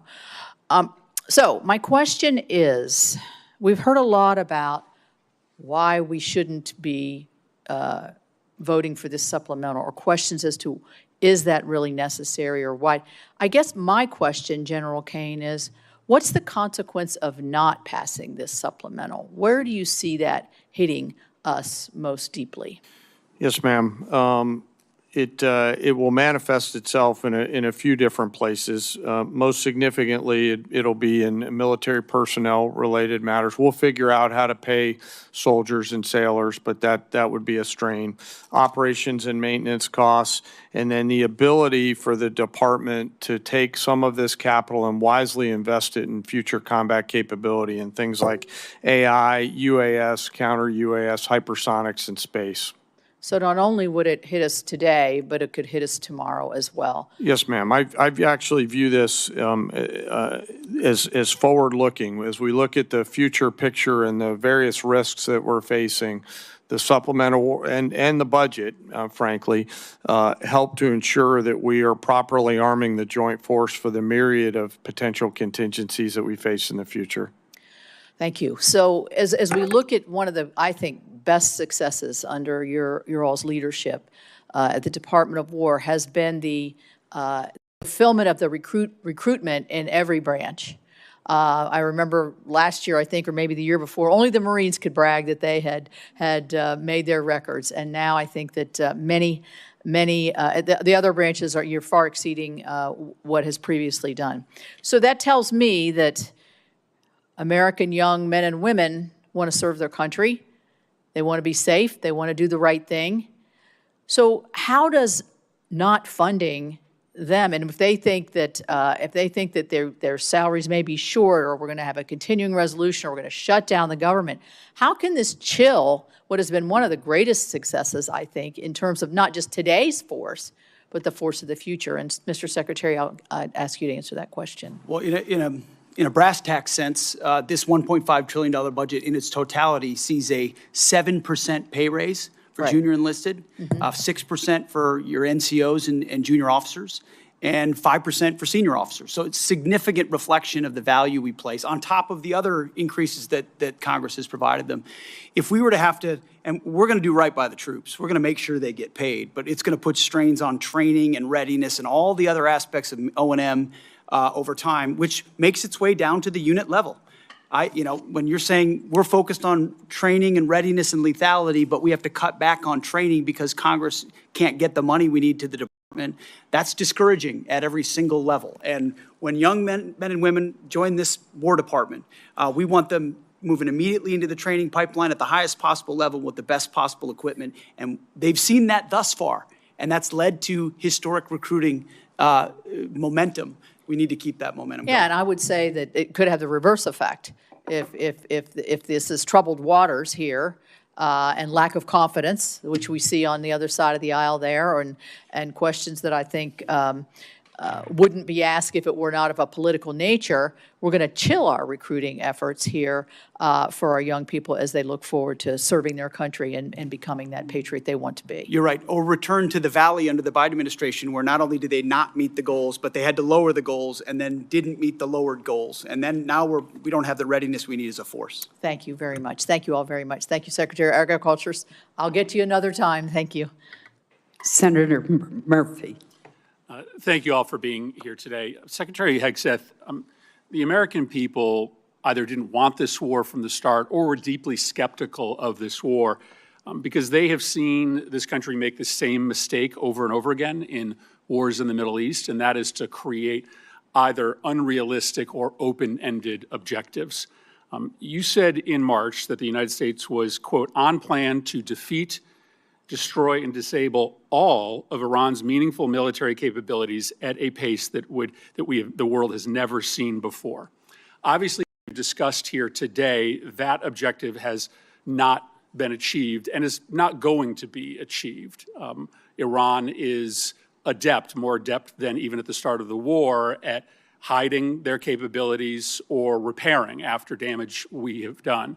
There's an open report that when it comes to their missile sites along the Strait of Hormuz, 30 of 33 are still operational. I wouldn't believe all the open reports, Senator.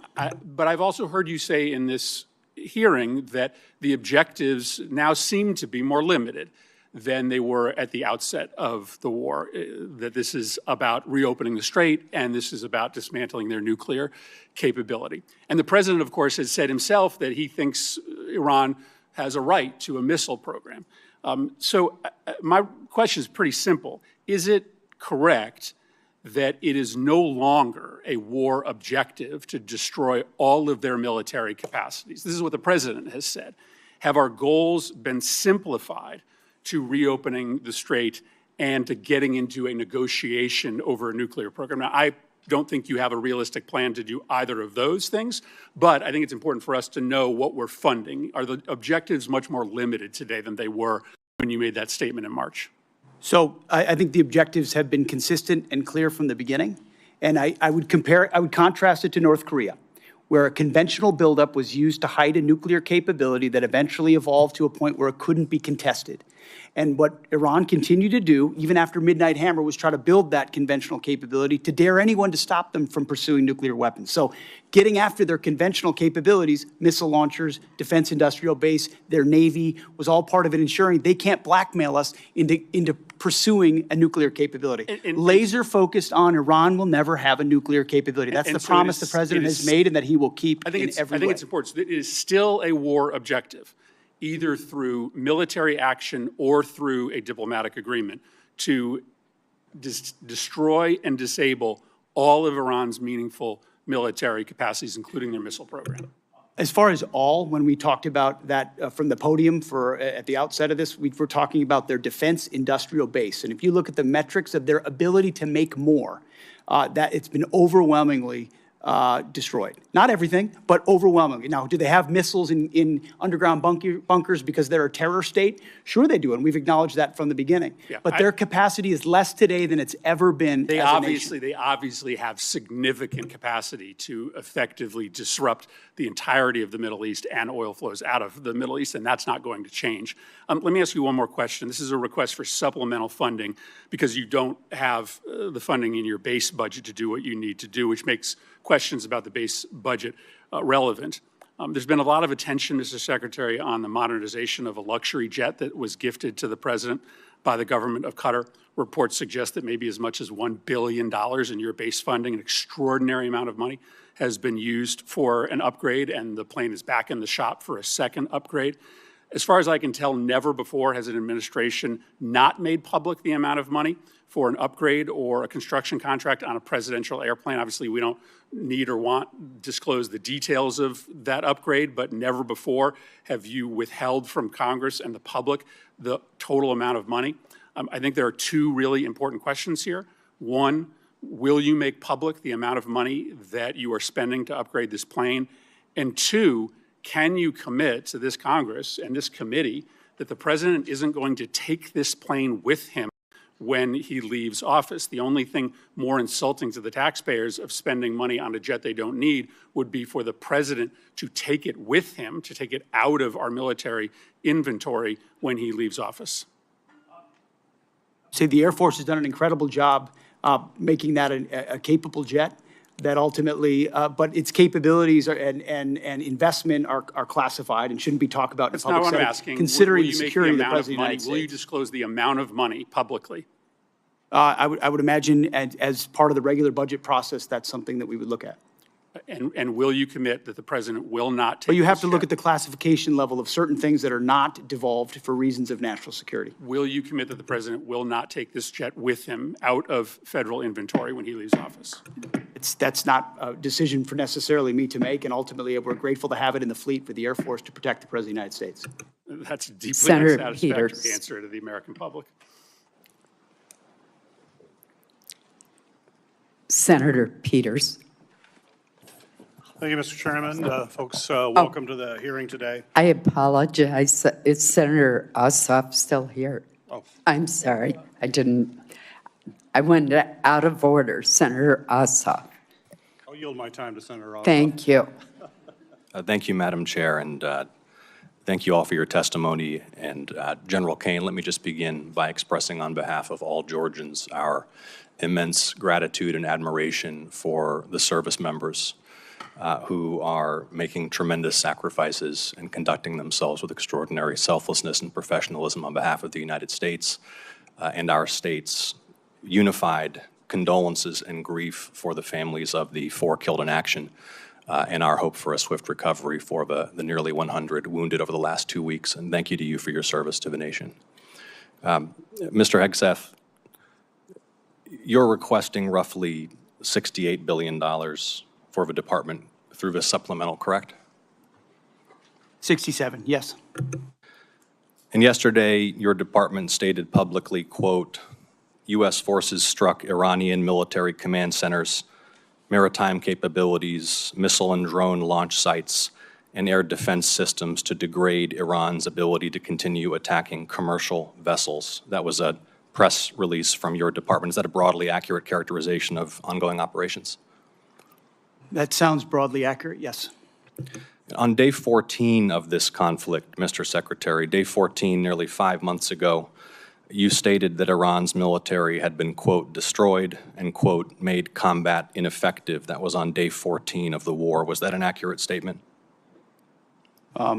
They didn't have a Navy any longer. It's completely sunk. Their missiles were buried underneath a lot of their underground facilities, and their defense industrial base has been almost completely destroyed. So as far as a military assessment of Iran's capabilities, it didn't mean by any stretch of the imagination absolute zero, but their capabilities Mr. Secretary, at the lowest level you they've been in a stated very that long time. on day 14 of this conflict, in the second week of the conflict, you stated that Iran's military had been, quote, destroyed and, quote, made combat ineffective. Was that an accurate statement? Yes or no? Iran's ability to challenge the United States of America at the level at which we're capable of. That's not what I asked you, Mr. Secretary. You said on day 14, Iran's military had been, quote, destroyed and, quote, made combat ineffective. Yes or no, was that an accurate statement? What the American military has Will you done answer to the the question? Iranian military is a historic military Will you defeat, answer the and question they're ineffective under oath? in that context. 3 weeks later, you declared victory. That was now nearly 4 months ago. 3 weeks after you'd already said Iran's military was destroyed and combat ineffective, you said, quote, Operation Epic Fury was a historic and overwhelming victory. You said Iran's military had been rendered, quote, combat ineffective for years to come. And you stated we had, quote, achieved every single objective. Were those accurate statements? It certainly was, on behalf of the men and women in uniform, a historic military victory over Iran. Had There are Iran's other- military been rendered, quote, combat ineffective for years to come? That was They a had statement that you made 160 4 months ago. They had 160 naval vessels You need in to the answer Blue the Water questions, Navy, Mr. and they're gone. Secretary. Their You Air said- Force you is said 4 months completely ago. combat ineffective, You and they said don't 4 have a months defense ago. industrial base. Excuse So me, Mr. describe to me a Secretary. country that doesn't have an Air Force, a Navy, or a defense industrial base, and Mr. I will describe to Secretary. you a country that does not have an effective Mr. military. Secretary, you It stated- can lob missiles. Mr. Secretary, you stated missiles, 4 but it's months not a ago combat that effective Iran's military. military had been rendered, quote, combat ineffective for years to come. Has Iran's military been, for the last 4 months, combat ineffective? It's been set back not just years, but likely decades. You stated considering we it had, can't quote, build at the level it did before, and not you even stated close. we It doesn't had, mean it quote, doesn't have capabilities. Mr. Secretary, you stated we had, quote, achieved every single objective. Was that an accurate statement 4 months ago?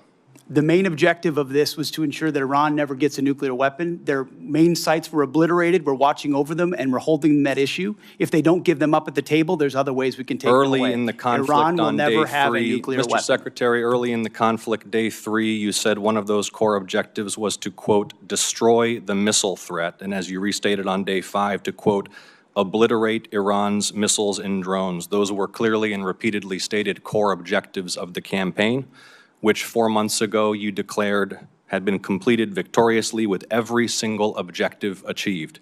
Were those objectives achieved 4 months ago?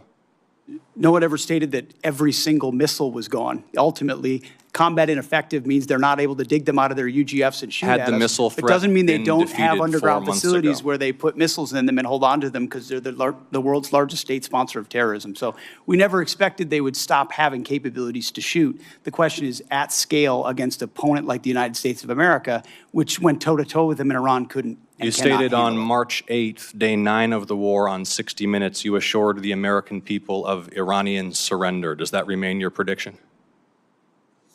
Ultimately, Iran will never have a nuclear weapon to threaten the United States of America. That has been the objective, and it remains so.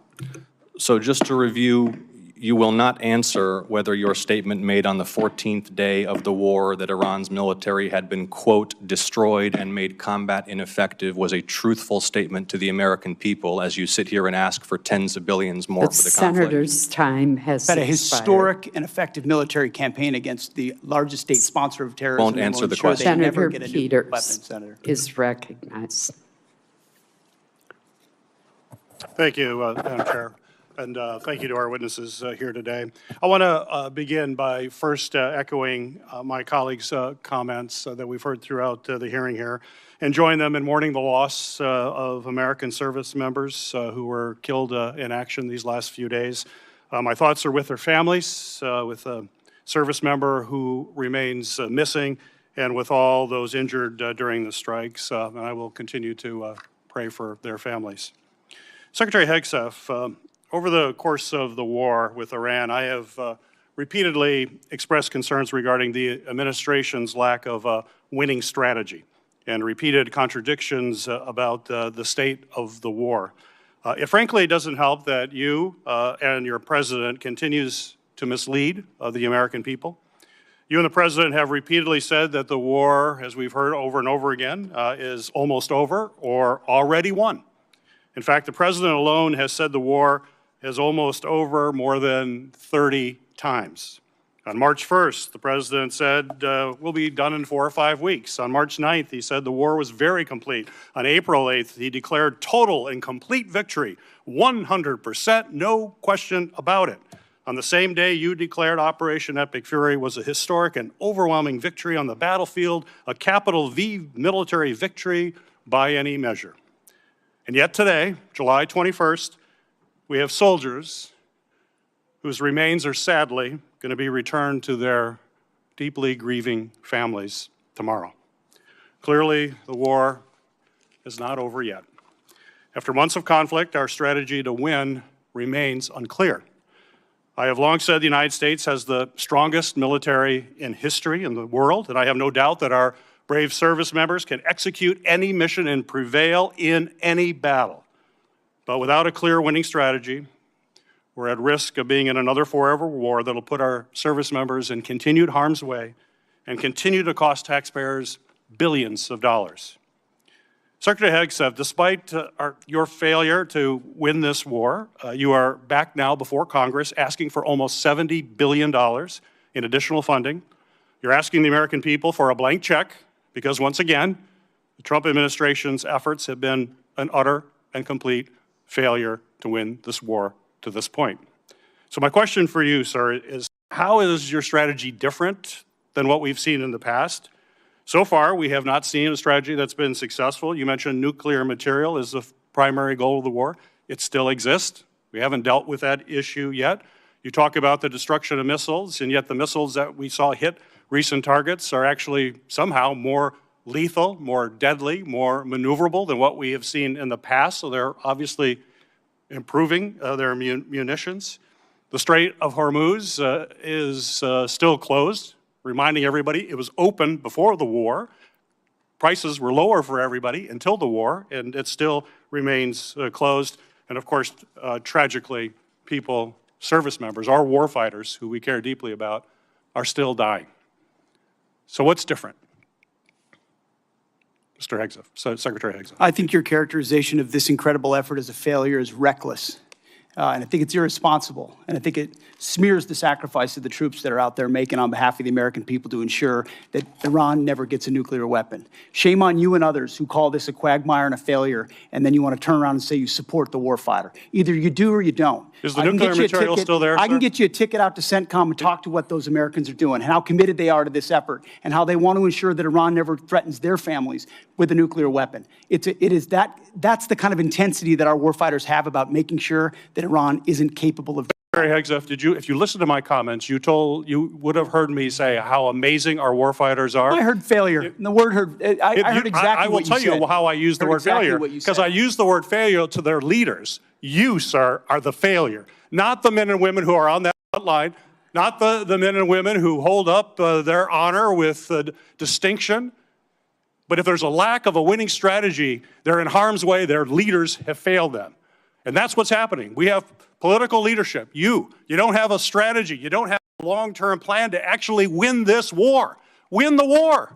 The men and women are going to be able to do it, but they need to have leadership. When will you show leadership? When will you show leadership? Why don't you show some leadership and stand up to your fellow Democrats who won't fund the troops, who stand and play partisan politics while you don't give us the money? You want to stand up here and talk about the troops? You won't show any political courage to actually fund our department because you have Trump derangement syndrome and can't actually commit to anything meaningful. So I put this on you, Senator. Secretary Hegseth, you have trillions, you have over $1 trillion. You're asking for $1.5 trillion.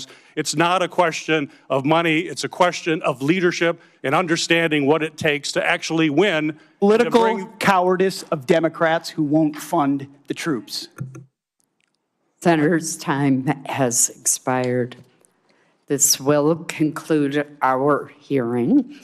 I want to thank our witnesses for being present and the committee for what has certainly been a vigorous discussion.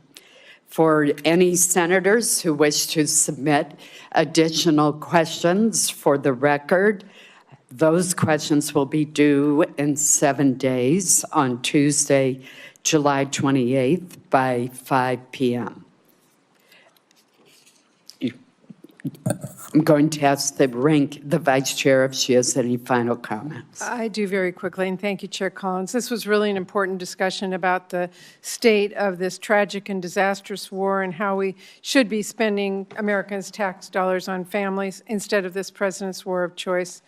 Unfortunately, this hearing has done exceptionally little to justify the president's request or to instill confidence that this administration has an exit plan or a strategy to end the war. This war has cost us a lot. The last thing we should be doing is rubber stamping another $70 billion to help Trump keep it going. Thank you, Madam Chair. Well, Vice Chair Murray, I'm compelled to respond to your comments by pointing out that it is the duty of this committee to have a hearing when we have this kind of supplemental request. And I do appreciate the I think hearing. that your I do. comments was not appropriate. This hearing is now adjourned. Thank you.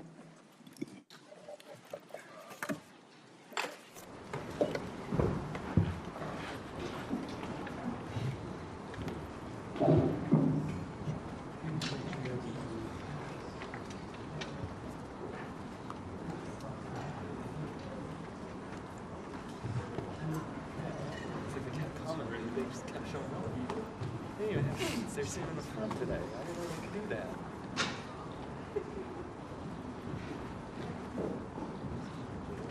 Huh?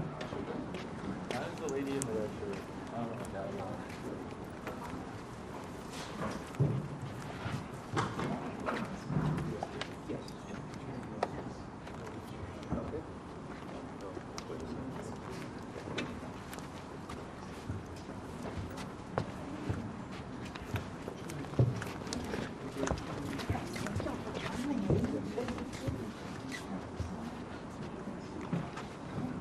Also, you killed it. Yes.